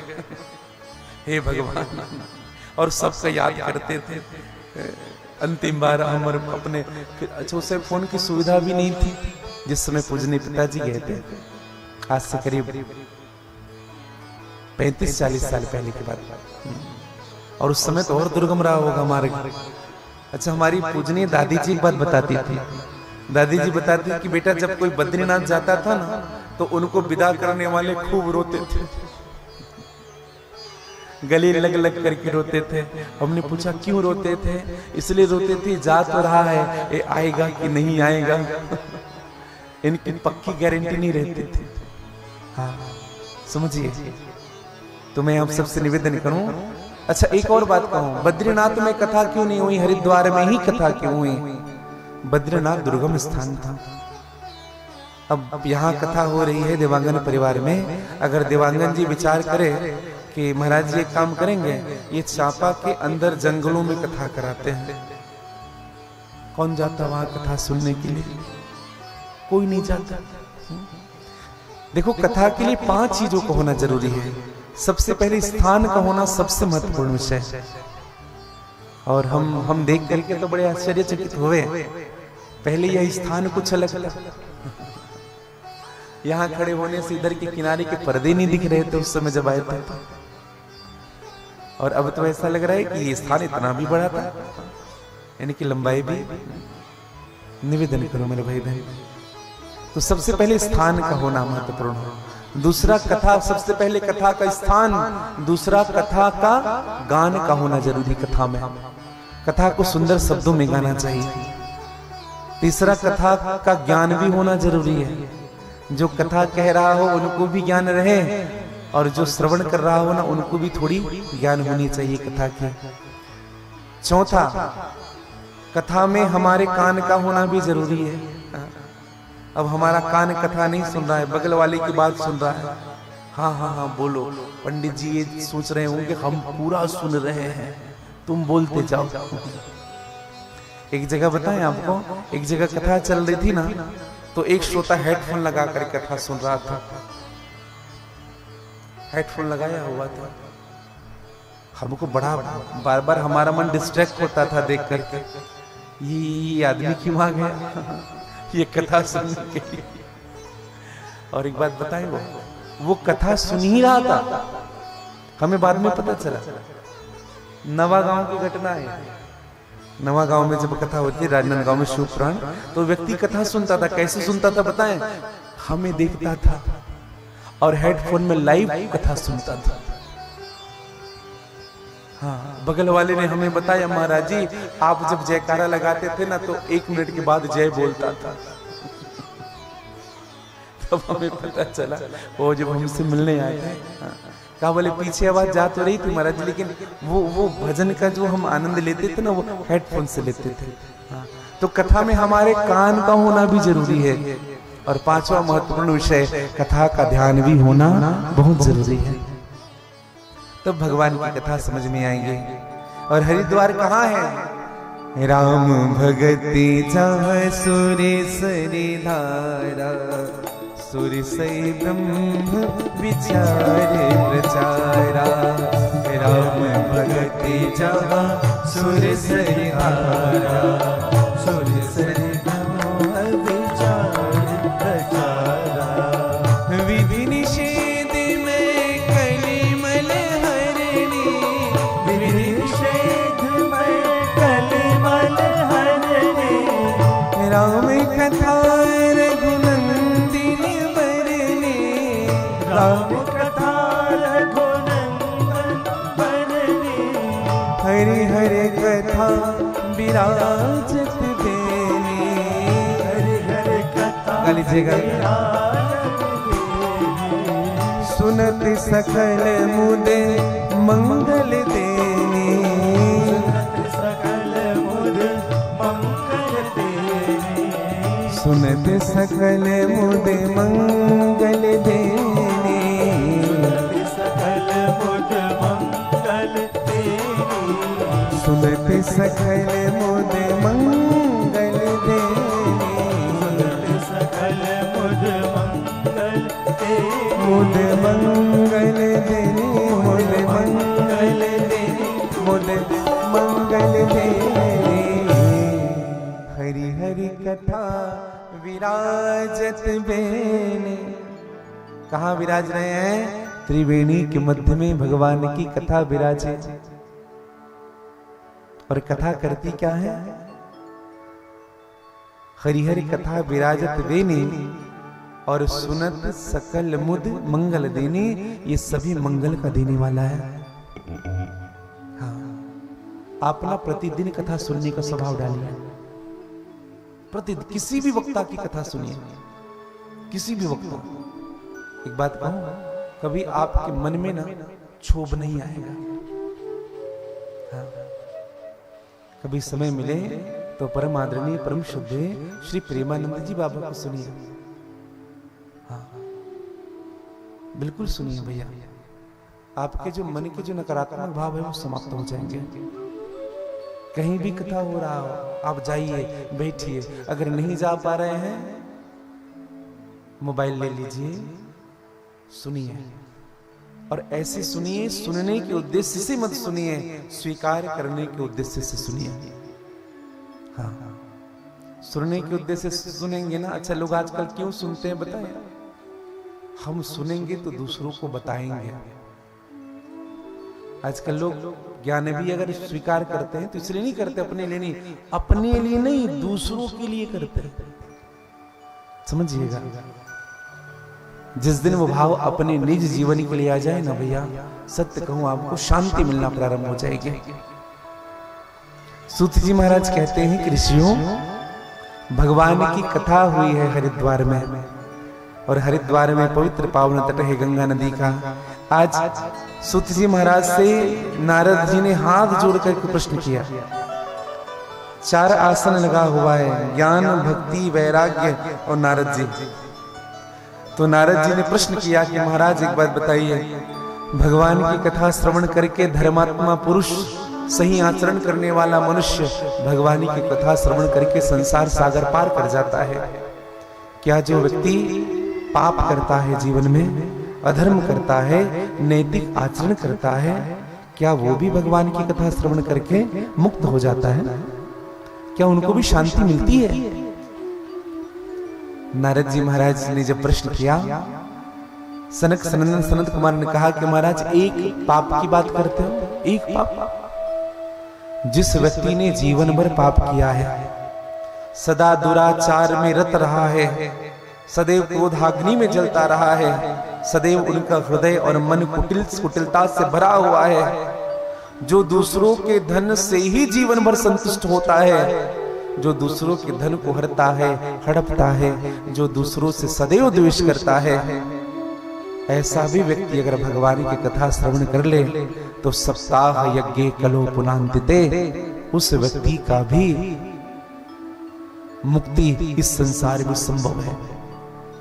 ये मानवः पाप कृतस्सु सर्वदा, जीवन भर पाप करने वाला व्यक्ति भी भागवत कथा श्रवण करके मुक्त हो जाता है। देखो एक बात कहूं मैं आपको, भगवान की कथा ना हमारे पाप को समाप्त नहीं करती है। एक बात बड़ी विश्वास से मैं कह रहा हूं आपसे, भगवान की कथा हमारे पाप को समाप्त नहीं करती है, तो भगवान की कथा करती क्या है बताएं आपको? भगवान की कथा अब पाप नहीं करता है, यह बताना चाहती है। अब तक जो भी अधर्म हुआ हो गया, कथा यह बताती है कि अब अधर्म मत करना। अब तक खूब चोरी किया तुमने, लेकिन अब चोरी मत करना। अब तक मन में खूब कामनाएं वासनाएं हुई, अरे अब कम से कम समझिएगा भैया। और आज से ही हम सुधर गए ना भैया, समझ लो, मन में संकल्प है आज के बाद नहीं करेंगे, आज के बाद शराब नहीं पिएंगे, आज के बाद गलत आचरण नहीं करेंगे। आज से ही आपका जीवन बनना प्रारंभ हो जाता है।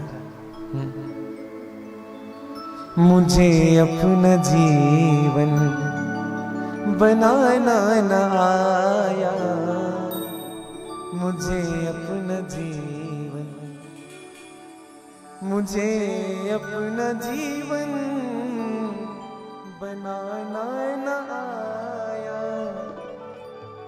रूठे प्रभु को, रूठे प्रभु को बनाना न आया, रूठे प्रभु को बनाना न आया, रूठे प्रभु को बनाना न आया, रूठे प्रभु को बनाना न आया।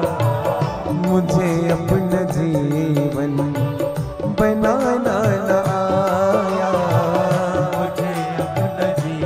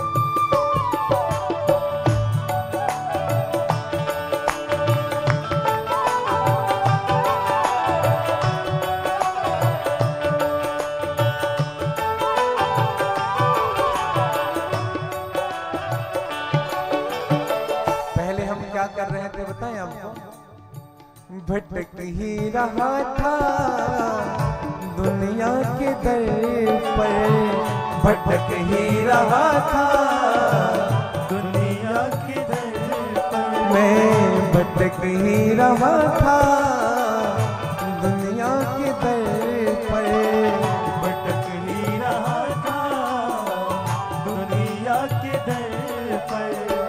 रहे पाप ढोता सारी उम्र भर, रहे पाप धोता मैं सारी उम्र भर। रहा पाप ढोता सारी उम्र भर, रहा पाप धोता मैं सारी उम्र भर। और सबको मनाया, परिवार को मनाया, भाई को मनाया, पिताजी को मनाया, बहन को मनाया, संसार को मनाया, पूरी दुनिया को मनाने में लगा हूं। लेकिन प्रभु को मुझे अपने जीवन में, प्रभु को जीवन में, प्रभु को, हाँ जीवन में प्रभु को, जीवन में प्रभु को मनाना न आया, जीवन में प्रभु को मनाना ना आया। जीवन में प्रभु को मनाना न आया, जीवन में प्रभु को मनाना ना आया। जीवन में प्रभु को मुझे रिझाना न आया, जीवन में प्रभु को मुझे रिझाना न आया, मुझे अपना जीवन बनाना न आया, मुझे अपना जीवन बनाना ना आया। ओ मुझे अपना जीवन।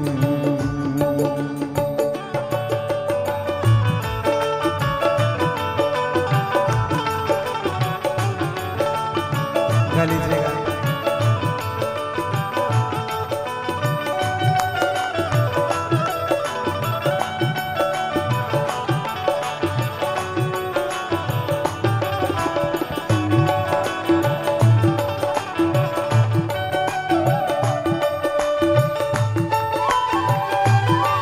जय जय।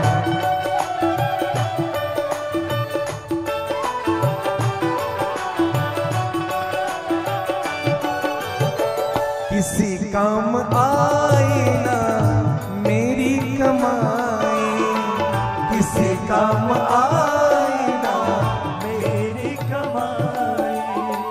किसी काम आए ना मेरी कमाई, किसी काम आई ना मेरी कमाई। हरि नाम बिने मैंने जीवन बिताए, हरि नाम बिने मैंने जीवन बिताई। हरि नाम बिने मैंने जीवन बिताए, हरि नाम बिन मैंने जीवन बिताई। बहुत धन कमाया जीवन में, खूब घर बनाया, खूब बिल्डिंग बनाई, खूब प्लॉट लिया, खूब बैंक बैलेंस किया, लेकिन हरि नाम धन का, हरि नाम धन का, ओ हरि नाम धन का, हरि नाम धन का कमाना न आया, हरि नाम धन का कमाना न आया, हरि नाम धन का कमाना न आया, हरि नाम धन का कमाना ना आया। रोटे हरि को मनाना न आया, हरि को मनाना ना आया। मुझे अपना जीवन बनाना न आया, मुझे अपना जीवन बनाना ना आया। मुझे अपना जीवन बनाना न आया, मुझे अपना जीवन बनाना ना नाम का धन, हरे नाम का कमाना न आया, हरे नाम का कमाना ना रोटे हरि को मनाना न आया। रोटे हरि को मनाना ना जीवन में प्रभु को रिझाना न आया, जीवन में प्रभु रिझाना न आया। मुझे अपना जीवन, मुझे अपना जीवन, ओ मुझे अपना जीवन, मुझे अपना जीवन, मुझे अपना जीवन, मुझे अपना जीवन बनाना न आया, और रूठे हरि को मनाना न आया। जीवन बनेगा तो भैया जब हम सत्संग में बैठेंगे, और सत्संग में बैठने से भी जीवन नहीं बनेगा। सत्संग में बैठने से भी जीवन नहीं बनेगा। तो आप कहेंगे महाराज फिर कहाँ बैठने से जीवन बनेगा? हम कहें आपसे सत्संग में बैठने से नहीं, जिस दिन सत्संग हम में बैठ जाएगी ना तब ये जीवन बनना प्रारंभ होगा। हम में बैठे, हम जो सुन रहे हैं उनको गुने, और जो गुन रहे हैं उनको करे, तब जीवन में सुख मिलेगा, तब जीवन में आनंद आएगा। समझिएगा मेरे भाई बहन। सूत जी महाराज कहने लगी कि ऋषियों नारद जी ने पूछा, कहा कि महाराज ऐसा कौन हुआ जिन्होंने जीवन भर पाप किया है? बड़ी प्रसिद्ध कथा है, आप सब निरंतर सुनते रहते हैं। संक्षिप्त में मैं प्रकाश डालूं। तुंगभद्रा नदी के तट पर एक उत्तम नगर था, जहां आत्मदेव नाम का एक ब्राह्मण रहा करता था। उस ब्राह्मण की पत्नी का नाम था धुंधली। आत्मदेव के निज जीवन में सब सुख थे भैया, एक सुख नहीं था, और वह है संतान नहीं था। आत्मदेव के निज जीवन में एक भाव जगा, कहा कि शायद मुझे ऐसा लगता है मेरे पितर रूठे हुए हैं, मेरे कुल देवता रूठ गए हैं, भगवान कृपा करे मुझ पर। एक निवेदन करूं मैं आप सबसे, जिनकी संतान नहीं होते ना, उनके लिए एक बात कहूं, उनको ना अपने पितृदोष की शांति सबसे पहले करानी चाहिए। हाँ, पितरों के कारण मूल रूपेण जो दोष लगने के कारण ना संतान की समस्या 80% बनी रहती है। हाँ, पितृदोष की शांति हो। एक और निवेदन करूं मैं,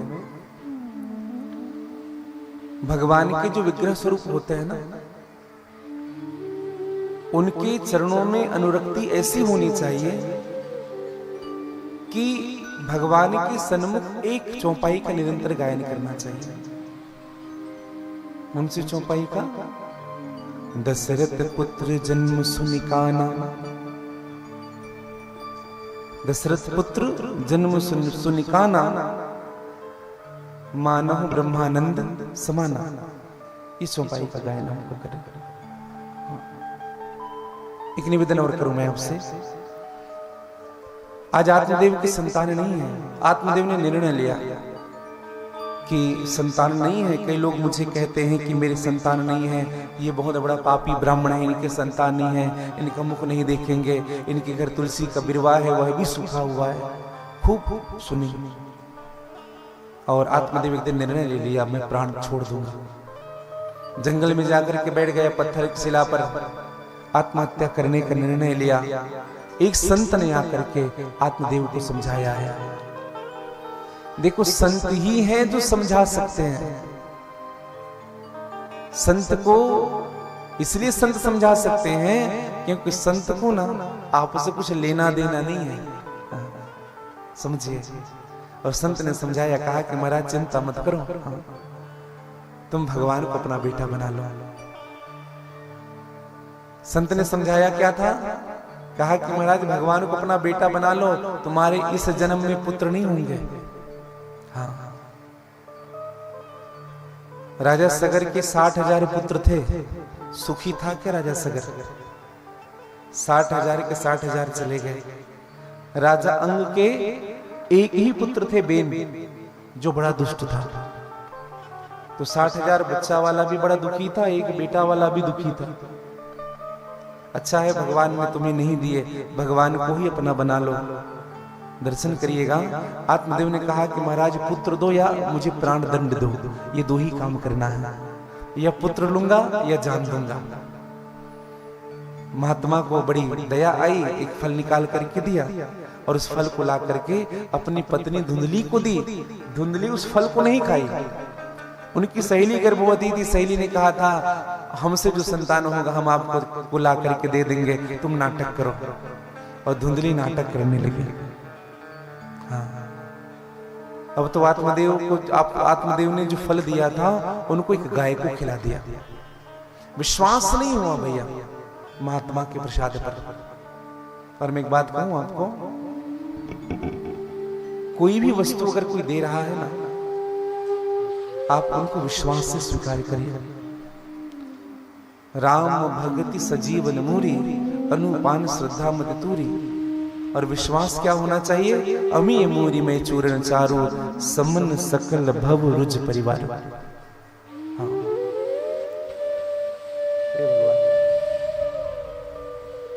क्या होना चाहिए? अमी मूरी में चूरण चारू, समन सकल भव रुज परिवारो। ये चूरण क्या है बताएं आपको? आपके हृदय के भव रोग को दूर करता है, कलुषताओं को दूर करता है। कब होना चाहिए बताएं? विश्वास से लीजिएगा। कुछ लोग कुछ विधि बताते हैं कि इसको ऐसे करने से ऐसे होगा, इसको ऐसे करने से ऐसे होगा। हम उनको करते हैं। क्यों कैसे करते बताएं? थोड़ा करके तो देखिए होता है कि नहीं होता है।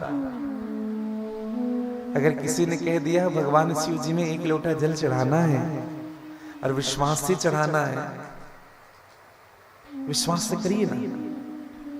मैं एक बात कहूं आपको, खंभे में भगवान नहीं था। भक्त प्रहलाद ने भगवान नरसिंह को प्रकट किया, खंभे में भगवान नहीं था, तो प्रहलाद के विश्वास में भगवान था। अगर किसी पर भरोसा है ना भैया, मीरा को जहर दिया गया और मीरा ने उस जहर को भरोसे से पिया, मेरे अपने ने दिया है, मुझे कुछ नहीं होगा, कुछ नहीं हुआ उनको। भरोसा सबसे महत्वपूर्ण होती है, भरोसा, विश्वास। और जिनके साथ हमको जीवन भर रहना है ना, समझिएगा, उनका विकल्प नहीं देखना चाहिए। जो हमारे सब कुछ है, जो हमारे गोविंद सब कुछ है, अगर हमने भगवान शिव को अपना सब कुछ माना है, अगर आपने राधा वल्लभ को सब कुछ माना है, अगर आपने अपने गुरुदेव भगवान को सब कुछ माना है ना, तो उनका ऑप्शन मत देखना जीवन में कभी। सत्य कहूं आपको, वही सब कुछ देगा आपको, अगर आपको सच्चा भरोसा है, सच्चा विश्वास है तो। अगर भरोसा नहीं तो 4 दिन यहां सर झुकाओगे, 4 दिन वहां झुकाओगे, 4 दिन वहां झुकाओगे, 4 दिन वहां झुकाओगे, इनसे काम नहीं बनेगी, उनसे जाओगे, उनसे काम नहीं बनेगी, इनसे जाओगे, जीवन भर भटकते रहोगे। एक ही साधना करिए जीवन में। किसी भी चादर को अगर हाथ में लेना है तो चादर का एक कोना हाथ लीजिए, पूरा चादर हाथ में आ जाएगा। समझिएगा भैया, जो बद्रीनाथ में जो बैठे हैं ना मेरे प्रभु, वही प्रभु आपके घर में भी ठाकुर जी के रूप में विद्यमान है। जो महाकाल विराजित है, वही प्रभु आपके आंगन में भी बैठे हुए हैं। भरोसा रखो उन पर, विश्वास रखिए उन पर, दर्शन करिएगा, आपके भरोसे में ही भगवान मिलेंगे। हाँ, और आपके प्रेम में भगवान मिलेंगे। इनमें भगवान है क्या? सुगंध में भगवान है। पुष्प में भगवान कहां है? सुगंध के रूप में। फूलों के बीच खुशबू बनकर महक रहा है, अरे वृक्षों के पास ढूंढो, हर खार में मिलेगा पाना है घर प्रभु को तो प्यार में मिले। यही प्यार ही भरोसा है, विश्वास है। आज भरोसा हुआ, भरोसा नहीं हुआ, दे दिया उस एक गाय को, गौ माता ने उस फल को खाया। अब तो धुंधली नाटक करने लगी। और नाटक ऐसे करती है भैया, धुंधली 1 महीने की है, जैसे कम कपड़ा डाली है पेट में। 2 महीने की जैसे हुई, जैसे 2 महीना हुआ कपड़ा बढ़ाने लगी। 3 महीने का और कपड़ा बढ़ाने लगी। जैसे जैसे मांस बढ़ता जाता था ना, वैसे कपड़ा बढ़ाते थे। जो दुनिया में नाटक करे वही तो धुंधली है। हाँ, जो नाटक करके रहे।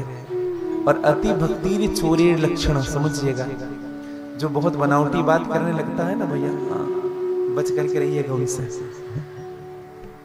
कई लोग खूब बनावटी वो करके बात करेंगे आपको। अच्छा, कुछ लोग ना खूब सेवा करेंगे, आप क्या ऐसा करो वैसा करो, थोड़ा डर डर जाना उनसे। अधिक नहीं, अति सर्वत्र वजह। जो व्यक्ति अपने स्वाभाविक गुण छोड़ करके आपसे व्यवहार कर रहा है, समझ लो वह व्यक्ति आपके लिए उचित नहीं है। हाँ। और दर्शन करिएगा, 9 महीने बीता तो उनकी सहेली ने पुत्र को जन्म दिया, धुंधली की गोद में ला करके डाल दिया गया। अब तो धुंधली ने पूरा पेट का कपड़ा बाहर निकाला, पुत्र को गोद में लिया। और जैसे पुत्र को गोद में लिया, पुत्र रोने लगा। आत्मदेव बड़ा गदगद हुआ, आज बेटा आ गया, लड़का आ गया, बड़ा खुश हुआ। और आत्मदेव जब दीपक ले जा करके जब गौशाला को दिखाने लगा, तो एक गौ मां ने भी एक संतान को जन्म दिया है। और यही संतान हुआ जिनका सर्वांग शरीर मनुष्य का है, उनका गाय और कान गौ का है, इसलिए उनका नाम रखा गया गोकर्ण जी महाराज। बोले गोकर्ण जी महाराज की जय। और धुंधली ने जिस बालक को अपने पास रखा था, उनका नाम रखा धुंधकारी। और जैसा बालक था ना, वैसा काम भी था भैया। जथा नाम तथा गुण। गोकर्ण पंडितों ज्ञानी धुंधकारी महाखला। जैसा परवरिश होगा ना, वैसा ही बच्चे के संस्कार होंगे और वैसा ही आपके साथ व्यवहार मिलेगा। जैसा बीज लगाओगे ना, वैसा ही फल मिलेगा। कांटे बोने के बाद मीठा फल मिलने वाला नहीं है। बच्चे को आप संस्कार जैसा दोगे ना, वही व्यवहार आपके साथ करेंगे। अगर आप बच्चे को किसी को डांटना सिखा रहे हो, किसी से छल करना सिखा रहे हो, तो एक दिन बच्चा आपके साथ भी छल करेगा, आपको भी डांटेगा, आपको भी डराएगा। दर्शन करिएगा। अब तो आत्मदेव बड़ा खुश हुआ। लेकिन जैसे जैसे धुंधकारी बढ़ने लगा, धुंधकारी का जो पाप था वो भी बढ़ने लगा। किसी के गले में रस्सी बांध करके जल में डुबा देना, किसी के घर चोरी करना, किसी के घर में आग लगा देना। आत्मदेव बड़ा दुखी हुआ, कहा महाराज बालक नहीं था तो अच्छा था। एक निवेदन करो मेरे भाई बहन, 6 चीजें जीवन भर दुखी करता है। कौन कौन सी चीजें? सबसे पहला है बुरे गांव में बसना, कुग्राम वास। हाँ, गांव कैसा है भैया? बहुत लड़ने झगड़ने वाले पड़ोसी हैं। सुबह जब से उठे तब से कलह होता है घर में, पड़ोसी से आवाज आता है। एक जगह हम गए थे, तो जब रुके ना, तो दूसरे दिन ना बगल वाले के घर झगड़ा हुआ। तो हमारे ही शिष्य थे, उन्होंने कहा गुरुदेव कल से यहाँ पर्दा करना है। पर्दा बहुत दिन से सोच रहे हैं, इधर पर्दा लगा दे, उधर की आवाज ना आए। हम सुबह से परेशान रहते हैं गुरुदेव, सास और बहू के झगड़े से। सुबह से उठते ही अध्याय प्रारंभ हो जाता है, महाभारत शुरू हो जाता है। हमने कहा महाभारत शुरू हो रहा है तो उनको रामायण पढ़ने के लिए बोलो, महाभारत बंद हो जाएगा। दर्शन करिएगा एक बात आपको, तो कलह, कुग्राम वास, बुरे गांवों में बसना। दूसरा कुलहीन सेवा, जिनका कोई नहीं है उनकी सेवा करना भी दुख का कारण होता है। तीसरा कुभोजनम, जहां जो घर भोजन करने योग्य नहीं है, आप वहां जाकर के जबरदस्ती पानी पी रहे हो। आप जानते हो उनका किचन पवित्र नहीं है, उनके किचन में मांस बनता है, वह व्यक्ति शराब पीता है, उस व्यक्ति के घर में बकरा कटता है, फिर भी आप उनके घर जा करके पानी पी रहे हो, भोजन कर रहे हो। समझिएगा, मैं एक बात कहूं आपको, चाहे व्यक्ति कितना भी धनवान क्यों ना हो, कभी भी जीवन में अपने स्वाभिमान को मत बेचना। हाँ, कभी भी मत बेचना, चाहे वह व्यक्ति धनवान ही क्यों ना हो। हाँ। एक जगह हम गए थे तो उन्होंने अपना घर दिखाया और कहा महाराज जी यहाँ ऐसा, यहाँ ऐसा ऐसा। हमने कहा भैया वाह बढ़िया, तो आपके लिए भोजन बनवाए दे। उस दिन अंतिम के दिन जब यज्ञ हो जाए तो हमारे घर आएंगे और यहीं बढ़िया बैठ करके भोजन। हमने कहा भैया आपका भंडारण शुद्ध तो है ना, शुद्ध तो है। उसने कहा गुरुजी देखो पूरे मार्बल और ग्लासेस लगे हुए हैं, 40 बाई 50 का किचन है, एक दाग नहीं पाओगे आप, 4 सारे नौकर काम करते हैं और आपके लिए भोजन तो हमारे परिवार बनाए। सब संत ना हमारे घर आते हैं, यही प्रसाद। आप भी सिन्हा परिवार थे भैया, हम आपको बात बता। हमने कहा शुद्ध कहने का मतलब समझ रहे हो? आपके घर में मांस बनता है कि नहीं बनता है? कहा गुरुजी कभी कभी, उनका बर्तन अलग है। हाँ, उनका बर्तन, आपके लिए उस बर्तन में नहीं बनाएंगे। हमने कहा जिस दिन यहाँ बनना ही बंद हो जाएगा ना, उस दिन हमको कहना भोजन के लिए। तो हमारे साथ जो बगल वाले थे ना, उसी गांव के, वो कहते महाराज जी आपको पता नहीं, ये बड़ा जजमान है, ये आपका भागवत भी कराएगा, बाद में दक्षिणा भी खूब देगा। हाँ, हमने कहा दक्षिणा दे, भागवत कराए, अपनी दृष्टि है, लेकिन जीवन में ना कभी अपने धर्म को मत बिगाड़ना। जो आपका निज, आपकी वैष्णवता समाप्त ना हो जाए, ये आप बचा करके रखिएगा। मैं सत्य कहूं, आप अपने स्वाभिमान को, अपने धर्म को बचाना प्रारंभ कर देंगे ना, ऐसे ऐसे 50 आपके सामने खड़े हो जाएंगे मेरे भाई बहन। निवेदन करूं मैं आपको, अपने निज धर्म को कभी मत बेचना, अपने स्वाभिमान को। अगर आपका नियम है एकादशी के दिन मैं ये नियम करता हूं तो करता हूं, मैं बाहर भोजन नहीं करता, मैं अपने घर में प्रसाद पाता हूं, सब पाता हूं। और मेरी विनम्र प्रार्थना है आप सबसे, अगर कोई व्यक्ति व्रत करता है, उस व्यक्ति का कुछ निज नियम है, तो उस व्यक्ति के नियम को भी आप तोड़ने का अपराध मत करना जीवन में कभी। ये बहुत बड़ा अपराध है भैया।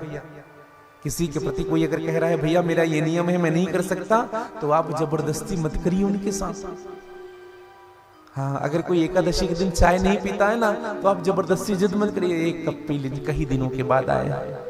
नहीं भैया, तो मैं निवेदन करूं, आत्मदेव जी के जीवन में ये नियम था, आत्मदेव ने निर्णय लिया। हाँ, 6 चीजें जीवन भर दुख देता है। सबसे पहला बुरे गांव में बसना, दूसरा कुभोजनम, तीसरा क्रोधमुखी च भार्या, पत्नी तो है लेकिन खूब गुस्सा करती है। हाँ, चौथा मूर्खस्य पुत्रो, पुत्र तो है लेकिन मूर्ख है। और 5वां भैया कुलहीन सेवा, जिनका कोई नहीं है। और 6वां विधवा च कन्या, बेटी तो है लेकिन जमाता नहीं है। ये जीवन भर, अगर बेटी जब तक से दुखी रहेगी तब तक से माँ बाप कभी चैन की सांस नहीं ले सकते। ये 6 चीज ना जीवन भर दुख देता है, हर क्षण दुख देता है, हर पल दुख देता है, समझिएगा। यही दशा है। आज धुंधकारी अधर्म करता है, पाप करता है। पिताजी ने विचार किया मुझे नहीं रहना इस घर में, मैं अपना प्राण दे दूंगा। धुंधकारी ने कहा प्राण मत दीजिए पिताजी, हाँ आप चले जाइए वन, आप चली जाइए तीर्थाटन करने के लिए। और तीर्थाटन करने के लिए चले गए आत्मदेव। इधर गोकर्ण जी महाराज भी चले गए बदनामी के डर से, भाई कुछ गलती करेगा कहीं हमारी मत्थे न पड़ जाए, छोड़ करके चले गए। अब तो धुंधकारी और पाप बढ़ गया उनका, घर का सामान बेचता रहा। एक दिन अपनी माँ से कहा ला तुम्हारे पास क्या है, दे मुझे धन चाहिए। माँ ने कहा कि बेटा तुमने तो सब कुछ ले लिया। धुंधकारी ने कहा ये तुम्हारे गले में मंगलसूत्र दिख रहा है ना। माँ ने कहा कि बेटा ये तुम्हारे पिताजी की अंतिम निशानी है, इनको मत लो। लेकिन धुंधकारी नहीं माना, जबरदस्ती मंगलसूत्र छीन लिया। और जैसे मंगलसूत्र छीना है, माँ ये बात नहीं सह पाई। एक बात कहूं आपको, व्यक्ति मरता कब है बताएं आपको? अपने ही पापों के कारण उनकी मृत्यु होती है। व्यक्ति अपने दुखों के कारण दुखी होता है, अपने किए हुए कर्मों के कारण दुखी होता है। कोई सुख और दुख नहीं देता उनको। हाँ, निर्णय लीजिएगा बहुत विचार करके। कथा ऐसी आती है कि आज धुंधकारी की माँ कुएं में कूद करके जान दे दे। अब तो धुंधकारी अकेला रहा, अब तो और अधर्म करता है। आज तो 5 वेश्याओं को घर लाया है। किसी राजा के राजकोष का धन चोरी किया है, खूब धन लेकर के आया है, वेश्याओं के साथ खूब आनंद ले रहा है। वेश्याओं ने विचार किया, ये अगर पकड़ा जाएगा राजा के पास, क्योंकि शराबी है, ये भाग नहीं सकता, कहीं हम भी पकड़े न जाए, इसलिए इनको ही समाप्त कर देते हैं। और धुंधकारी को मार दिया, गड्ढा खोद करके उन्हीं के घर में दफना दिया। एक दिन गोकर्ण जी महाराज आए। गोकर्ण जी रात्रि में 12 बजे चिंतन कर रहे हैं भगवान का। या निशा सर्वभूतानां तस्य जागृति संयमी। देखो, जीवन में 3 लोग ही जगते हैं रात में। सबसे पहला रोगी जगता है, दूसरा योगी जगता है, और तीसरा भोगी जगता है। रोगी कब जगता है? रोगवश। भोगी भोगवश, और योगी योगवश। शास्त्र कहता है या निशा सर्वभूतानां तस्य जागृति संयमी।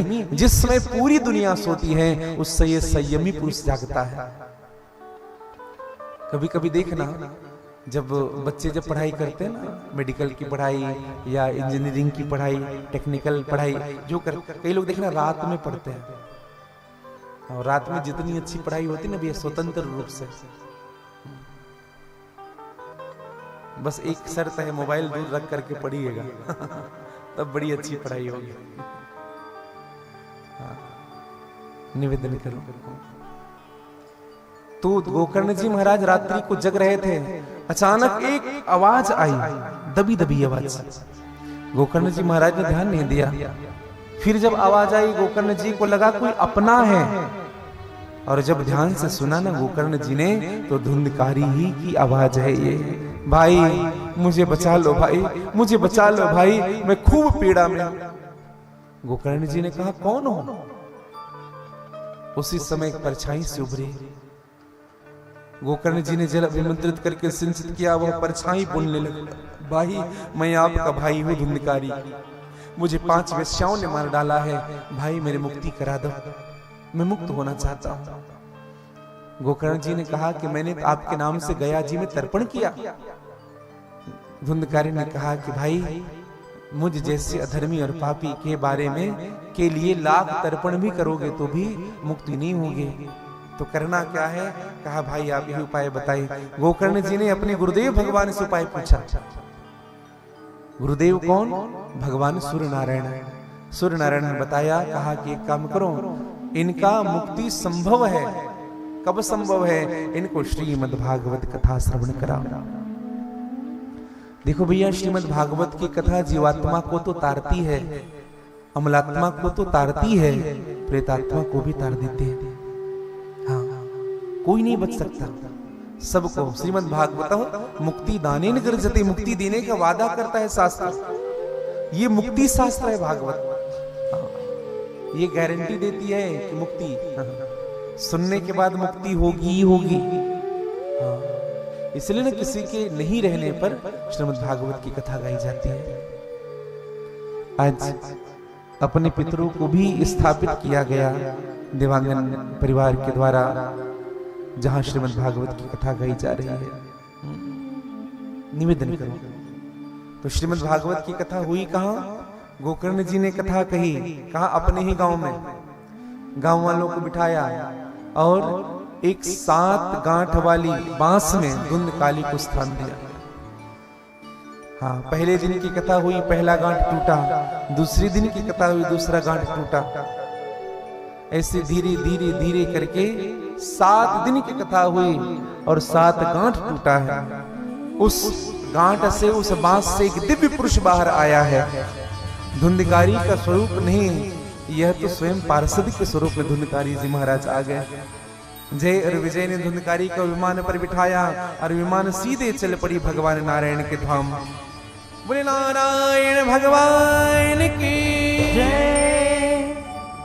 गांव वालों ने ये दृश्य को देखा। गांव वालों ने कहा कि महाराज ये कौन था जो बांस के बीच से निकला, और ये और कौन था जो जिन्होंने विमान भेजा और विमान पर बैठ करके ऊपर चला गया। कहा भागवत की समाप्ति होने पर ये मेरे भाई धुंधकारी को आज मुक्ति मिली है। गांव वालों ने कहा महाराज हमें क्यों मुक्ति नहीं मिली। कहा तुमने वैसी कथा नहीं सुनी जैसे धुंधकारी ने कथा सुनी। हाँ। धुंधकारी कथा श्रवण कैसे करता है, एक ही स्थान पर रह करके, ना कुछ खाता है ना कुछ पीता है। देखो कथा श्रवण करने के ना कुछ नियम हैं, आप सब ध्यान से सुनिएगा। केवल यजमान के लिए नियम नहीं है, प्रयास करिए आप भी करने का। अगर आप किसी भी कामना को लेकर के कथा श्रवण कर रहे हैं ना, अगर आप 7 दिन तक किसी एक कामना को लेकर के या अन्य कामनाओं को लेकर के भगवान की कथा श्रवण कर रहे हैं, तो मेरे प्रभु आपकी उन सभी कामनाओं को पूर्ण करते हैं। निवेदन करो। तो सबसे पहला कार्य क्या करना चाहिए, भगवान की कथा श्रवण करें। और कैसे सुनना चाहिए कथा श्रवण करके, करना मौन रह करके। हाँ, सुनना चाहिए मौन रह करके। हमें तो एक बात कहें आपको, भगवान की कथा होती है ना, तभी लगता है आदमी 3 घंटा चुप रहता है। हाँ। नहीं तो आजकल भैया कोई किसी की नहीं सुनता है। पिता पुत्र की नहीं सुनता है, पुत्र पिता की नहीं सुनता है, राजा प्रजा की नहीं सुनता है, प्रजा राजा की नहीं सुनता है, गुरु चेला की नहीं सुनता है, चेला गुरु की नहीं सुनता है। यूक्रेन भारत की नहीं सुन रहा है, भारत यूक्रेन की नहीं सुनता है। अच्छा ये बताऊं आपको, कभी कभी तो भक्त भी कहता है भगवान से, प्रभु आप भी तो सुना करो, कबहू तो दीन दयाल के भनक पड़ेंगे कान, कभी तो आपकी कान सुनाई देगी। अच्छा एक बात कहें आपको, हमारे जीवन की 80% समस्या समाप्त कब हो जाएगी बताएं, जिस दिन हम सुनना प्रारंभ कर देंगे। हम सुनते किसी की नहीं है, ये सबसे महत्वपूर्ण विषय है। निवेदन करूं भैया, आज श्रीमद् भागवत की कथा हम बैठ करके 3 घंटे सुनते तो हैं कम से कम। तो भगवान की कथा श्रवण करें मौन रह करके। दूसरा नियम, दीक्षाहीन मनुष्य को कथा श्रवण करने का अधिकार नहीं दिया गया है शास्त्रों में। जो दीक्षित नहीं है, जिन्होंने गुरुवाई नहीं की है, हाँ, जिन्होंने गुरु नहीं स्वीकार किया है, नहीं बनाया है, उनको कथा श्रवण करने का स्पष्ट कहता है, दीक्षा विहीन नाम ना अधिकारम कथा श्रवे, शास्त्र कहता है। तीसरा नियम क्या है, कथा श्रवण करते हुए कुछ खाना नहीं चाहिए। हाँ, कुछ लोग चबाते रहते ना, कुछ एक व्यक्ति एक कथा सुनने के लिए आया था, ऐसे ऐसे इधर बैठे थे, ऐसे जिधर हमारे माइक वाले भैया ना उसके जस्ट बगल में ऐसे, और पान खा के कथा सुनते थे ऐसे। हम बार बार उधर देखते थे, ध्यान बार बार जाता था और अजीब से खाता था। हाँ, तो देखो कुछ मुंह को जूठन करके कथा नहीं सुनना चाहिए। क्या होता है बताएं आपको, उस व्यक्ति को नरक मिलता है जो जूठा मुंह में कथा सुनता है। और नरक में उस व्यक्ति के साथ क्या व्यवहार किया जाता है, उसी व्यक्ति की गंदगी उनको खिलाई जाती है, लिखा उसी व्यक्ति की विष्ठा उनको खिलाई जाती है।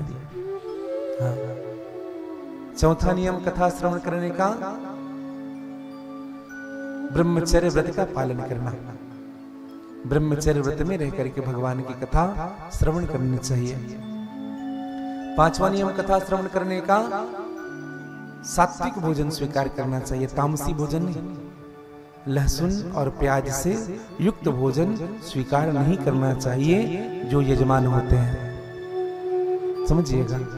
शास्त्र तो यहां तक से नियम बताया गया है, जितने नियम पंडित जी के लिए है ना, उतने नियम यजमान के लिए भी है। देवानंद जी, ये शास्त्र की बात कहूं मैं आपको।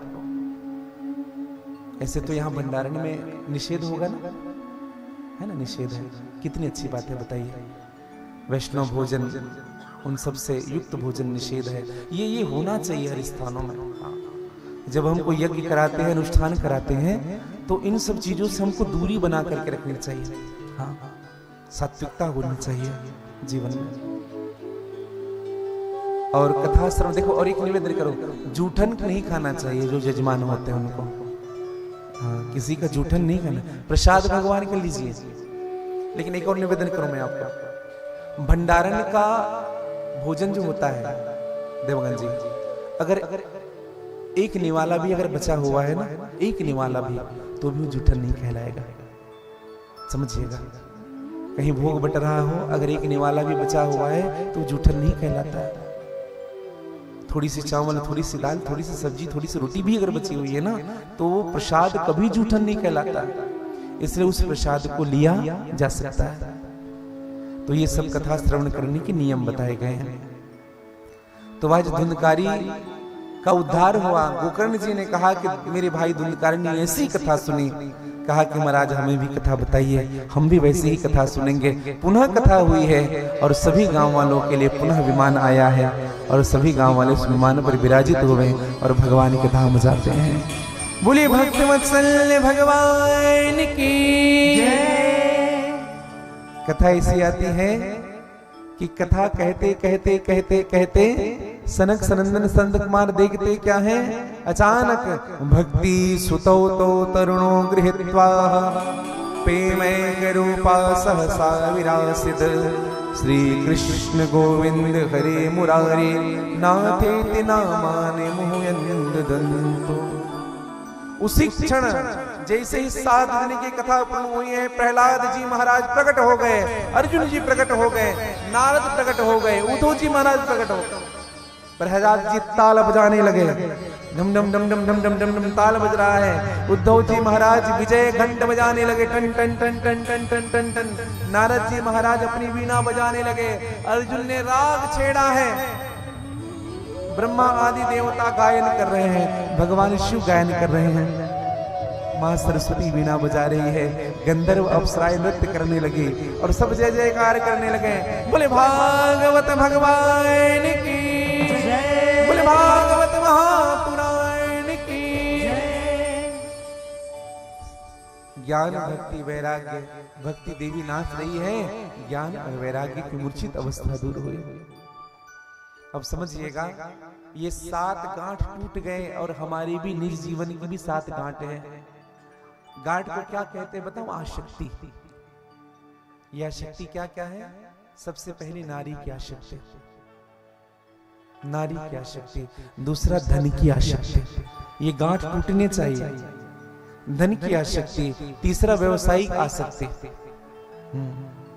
चौथा द्रव्य की आसक्ति, पैसे की आसक्ति। 5वां कुटुंब की आसक्ति, 6वां घरबार की आसक्ति और 7वां गांव की आसक्ति। समझिएगा मेरे भाई बहन, ये आसक्ति जब तक से बनी रहेगी ना, तब तक से भगवान स्वीकार नहीं करेंगे। लेकिन एक बात कहूं मैं आपको, ये आसक्ति है ना, जो आ सकती है वो जा भी तो सकती है। जो आया है वो चला भी जाएगा एक दिन जीवन में। इसलिए भगवान का नाम लेना पड़ेगा। और हमारी बिगड़ी कब बनेगी बताएं आपको? भगवान के नाम लेने से और श्री राधा जी के चरणों में आने से। हाँ, बड़े भाव से गा लीजिएगा। तेरी बिगड़ी बना देगी चरण रजी राधा रानी की। एक बार सभी राधे राधे कह लीजिएगा, थोड़ा जोर से कह लीजिए। कुछ लोग राधे राधे कैसे करते हैं? ऐसे करे जैसे अभी सो के उठे हैं। थोड़ा जोर से कहिए, पीछे वाले भी राधे, थोड़ी आनंद के साथ बड़ी झूमते हुए गा लीजिएगा। तेरी बिगड़ी बना देगी, तेरी बिगड़ी बना देगी चरण रज राधा रानी की।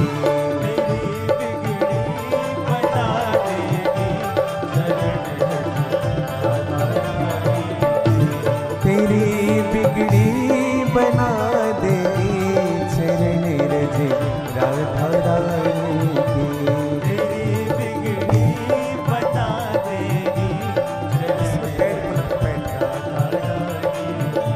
चरण रज राधा रानी की, चरण रज राधा रानी की चरण रज राधा रानी की चरण रज राधा रानी की चरण रज राधा रानी की चरण रज राधा रानी की चरण रज राधा रानी की चरण रज राधा रानी की तेरी बिगड़ी बना देगी तेरी बिगड़ी बना देगी चरण रज राधा रानी की तेरी बिगड़ी बना देगी हो तेरी बिगड़ी बना देगी चरण रज राधा रानी की तेरी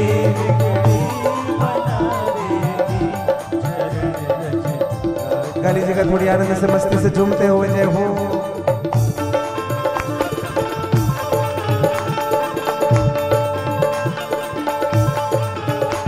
एक बार कह लीजिए श्री राधे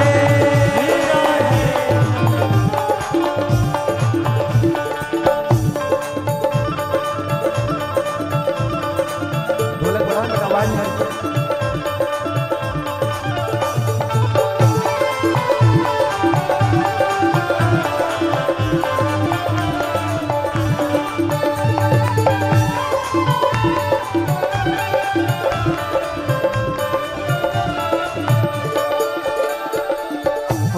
तो बस एक बार श्रद्धा से लगा कर देख मस्तक को तो बस एक बार श्रद्धा से लगा कर देख मस्तक हो तो बस एक बार श्रद्धा से लगा कर देख मस्तक को तो बस एक बार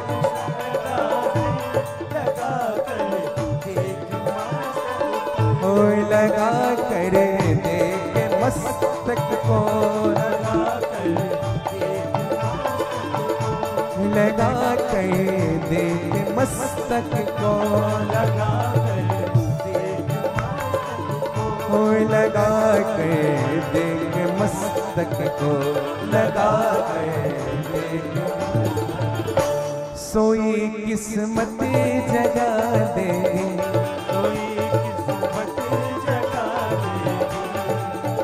आप लोग भी आनंद ले लीजिएगा खड़े हो जाइए सभी और थोड़ी झूमते उधर मस्ती के साथ सोई किस्मत जगा दे सोई किस्मत जगा दे चरण रज राधा रानी की सोई किस्मत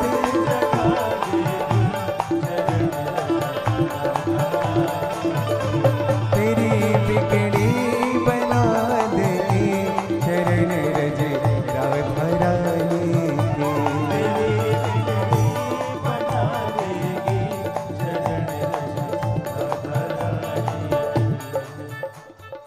पीछे वाले सब बैठे हैं ना आप सबसे मेरे निवेदन है थोड़ा पास आ जाइएगा आप लोग भी थोड़ा पास आ जाइए थोड़ी आनंद और मस्ती से झूमते हुए आप लोग भी जय हो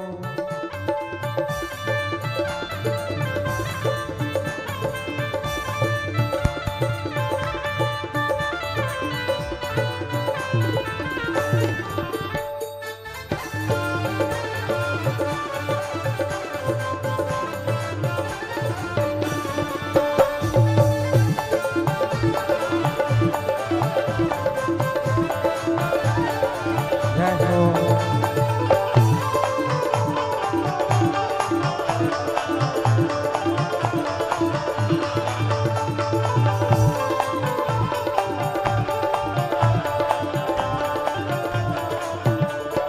दुखों के घोर बादल हो या लाखों अंधिया आए दुखों के घोर बादल हो गा लीजिएगा हो दुखों के घोर बादल हो या लाखों अंधिया आए दुखों के घोर बादल हो लाखों आंधियाँ हो या लाखों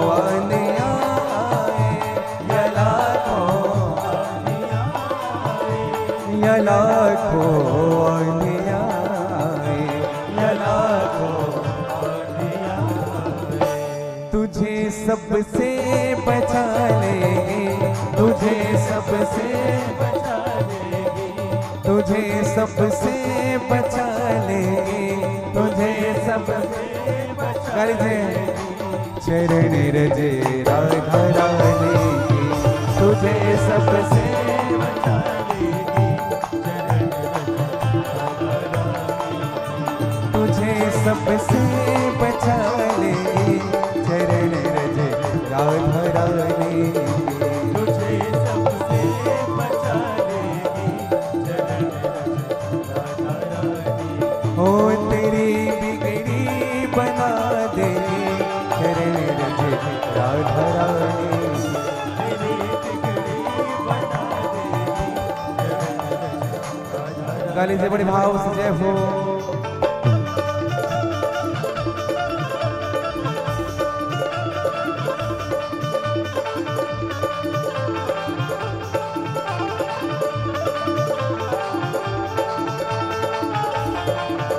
दोनों हाथ पसार करके जय हो।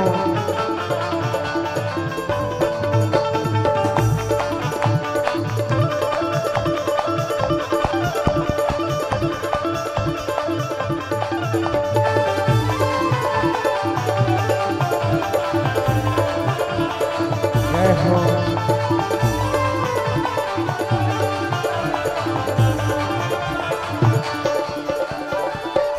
भरोसा है अगर सच्चा उठा कर फरिस से तुझको भरोसा है। अगर सच्चा उठा कर अर्श से तुझको, मेरी आवाज समझ में आ रही है? आ रहा है? किस किस को आ रहा है? तो फिर गा क्यों नहीं रहे हैं? हाँ? आपने देखा ना, कल दिल जो प्यार करेगा वो गाना गाएगा, जो प्रेम करेगा ना वही गाएगा। गाइएगा। भरोसा है अगर सच्चा उठा कर फरिस से तुझको भरोसा है अगर सच्चा उठा कर अर्श से तुझको, उठा कर फरिस से तुझको उठा कर अर्श से तुझको, उठा कर तुझे अरशों में बिठा देंगे, तुझे अरशों में तुझे अरशों में बिठा देंगे, तुझे अरशों में। गाइए बड़े भाव से। चरण रजे राधा रानी की, तुझे अरशों में बिठा देंगे, तेरी बिगड़ी बना देंगे, चरण रजे राधा रानी की। तेरी बिगड़ी बना देगी, ओ तेरी बिगड़ी बना देगी, चरण रजे राधा रानी की।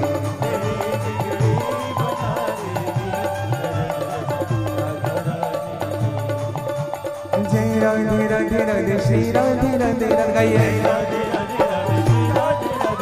जय राधे राधे राधे श्री राधे राधे राधे। जय राधे राधे राधे श्री राधे राधे राधे। जय राधे राधे राधे श्री राधे राधे राधे। जय राधे राधे राधे श्री राधे राधे राधे। जय राधे और हाथ पसार करके जय राधे राधे राधे श्री राधे राधे राधे। ओ जय राधे राधे राधे श्री राधे राधे राधे। जय राधे राधे राधे श्री राधे राधे राधे। पीछे वाले को हाथ पसार करके जय राधे राधे राधे श्री राधे राधे राधे। जय राधे जय राधे राधे राधे श्री राधे राधे राधे। बोले वृंदावन धाम की श्री राधा वल्लभ लाल की, सद्गुरुदेव भगवान की जय जय श्री राम, जय जय श्री राम, जय जय श्री राधे। तेरी बिगड़ी बना देगी चरण रजे राधा रानी की। लिखे महिमा चरण रज की नहीं है, दास की हस्ती नहीं है, दास की हस्ती। और मैं तो कहूं तुझे दासी बना लेगी, तुझे गले से लगा लेगी चरण रजे राधा रानी। ओ चरण रजे राधा रानी, आहा चरण रजे राधा रानी। बोले राधा रानी सरकार के, बोले आज के आनंद के जय जय श्री राधे। और हम सब की बिगड़ी बनेगी। और आज तो पहला दिन है, मैं तो कहूं अपना भी बनाइएगा और अगल बगल वालों का भी बनाइएगा। अब आप कहेंगे गुरुजी कैसे अगल बगल वालों का बनाएं, उनको साथ लेकर के आए। आप जब आए ना कथा में तो उनको भी चलो वहां बिगड़ी बन रहा है। और सबकी बनेगी भैया जो भगवान की शरणागत होंगे, जो भगवान की कथा में आएंगे। और मैं तो कहूं जितना अधिक बना लो। आपने वो मार्केटिंग तो सुना ही होगा और कभी किया भी होगा। मैनेजमेंट का सिद्धांत होता है ना जीवन में, क्या होता है, एक के नीचे एक को जोड़ो। और आप जितने लोगों को जोड़ोगे ना उनका परसेंट आपको मिलता है कि नहीं। वैसे आप जितने लोगों को अपने साथ लाओगे ना कथा में, उन सब का पुण्य मिलेगा आपको। अब आप ये देखिए कि कौन सबसे ज्यादा कमाता है। मैं निवेदन करूं, देही के नाते नहीं, वे देही के नाते भगवान से हमारा प्रेम हो। श्री राधा जी की शरणों में। और मैं तो कहूं ये 7 दिन, आज तो प्रथम दिवस है, अब जो आने वाला जो दिन है श्रीमद् भागवत कथा का, बड़े उल्लास के साथ, बड़े आनंद के साथ बीते। अधिक से अधिक हम सुख लेंगे, अधिक से अधिक आनंद लेंगे। ज्ञान की चर्चा नहीं करेंगे, वैराग्य की चर्चा नहीं करेंगे, प्रेम की चर्चा करने के लिए हम बैठेंगे। और आप हम सब बड़ी भाव के साथ भगवान के सरोवर में गोते लगाएंगे। जिन जिन को स्नान करना हो, जहां तक भी मेरी आवाज जा रही हो, आप सभी देवांगन परिवार के द्वारा हो रहे यह दिव्य श्री भागवत कथा महामहोत्सव में सादर आमंत्रित हैं। कल ठीक 3 बजे से हमारे संगीत के साधक गण लगभग 2:15 बजे अपनी उपस्थिति प्रदान कर देंगे। आप सभी ठीक 3 बजे आएंगे, क्योंकि जो कार्ड में लिखा है 3 बजे, ठीक है? हाँ, कि 2 बजे, 3 ठीक है। 3 बजे आप सब, 2:30 बजे आना है आप सबको। हमारे प्रभु आएंगे ना तो सब यहाँ आ जाएं, नहीं तो कभी कभी होता है जब तक पंडित जी की आवाज नहीं सुनेंगे तब तक नहीं जाएंगे। हम लोग देखते थे अभी जब कथा में गए थे ना भंवरपुर, सब पंडाल के बाहर बैठे रहते थे। हमारे साधक संगीतगण जब बैठ करके भजन कर रहे हैं, जब सब बाहर बैठे रहते थे, तो जब ठाकुर जी आते थे ना तब सब इनके साथ आते थे। एक बात कहूं, पहले से हमारे यहाँ भागवत जी विराजित हैं, भागवत भगवान विराजित हैं। आप जब भी आए भजनों का आनंद ले। ठीक 2:15 बजे हमारे साधक गण आएंगे और लगभग 3 बजने के लिए 10 मिनट कम होगा तो हमारे ठाकुर जी आएंगे और हमारे ठाकुर जी कल से 3 बजे से कथा कहेंगे। और मैं इन्हीं शब्दों के साथ वाणी विराम दूं। आप सब का मन भगवान के चरणों में लगा रहे, मेरे गोविंद की भक्ति आप सबको प्राप्त हो। और आज की सभी कथाओं को श्री हनुमान जी महाराज के चरणों में, श्री राधा वल्लभ सरकार सदगुरुदेव भगवान के चरणों में और माँ मड़वा रानी के चरणों में समर्पित करूं। इन्हीं शब्दों के साथ वाणी विराम, वाक्य पुष्पांजलि। जय श्री कृष्णा, जय श्री राधे, जय श्री सीताराम, हरे हरे महादेव।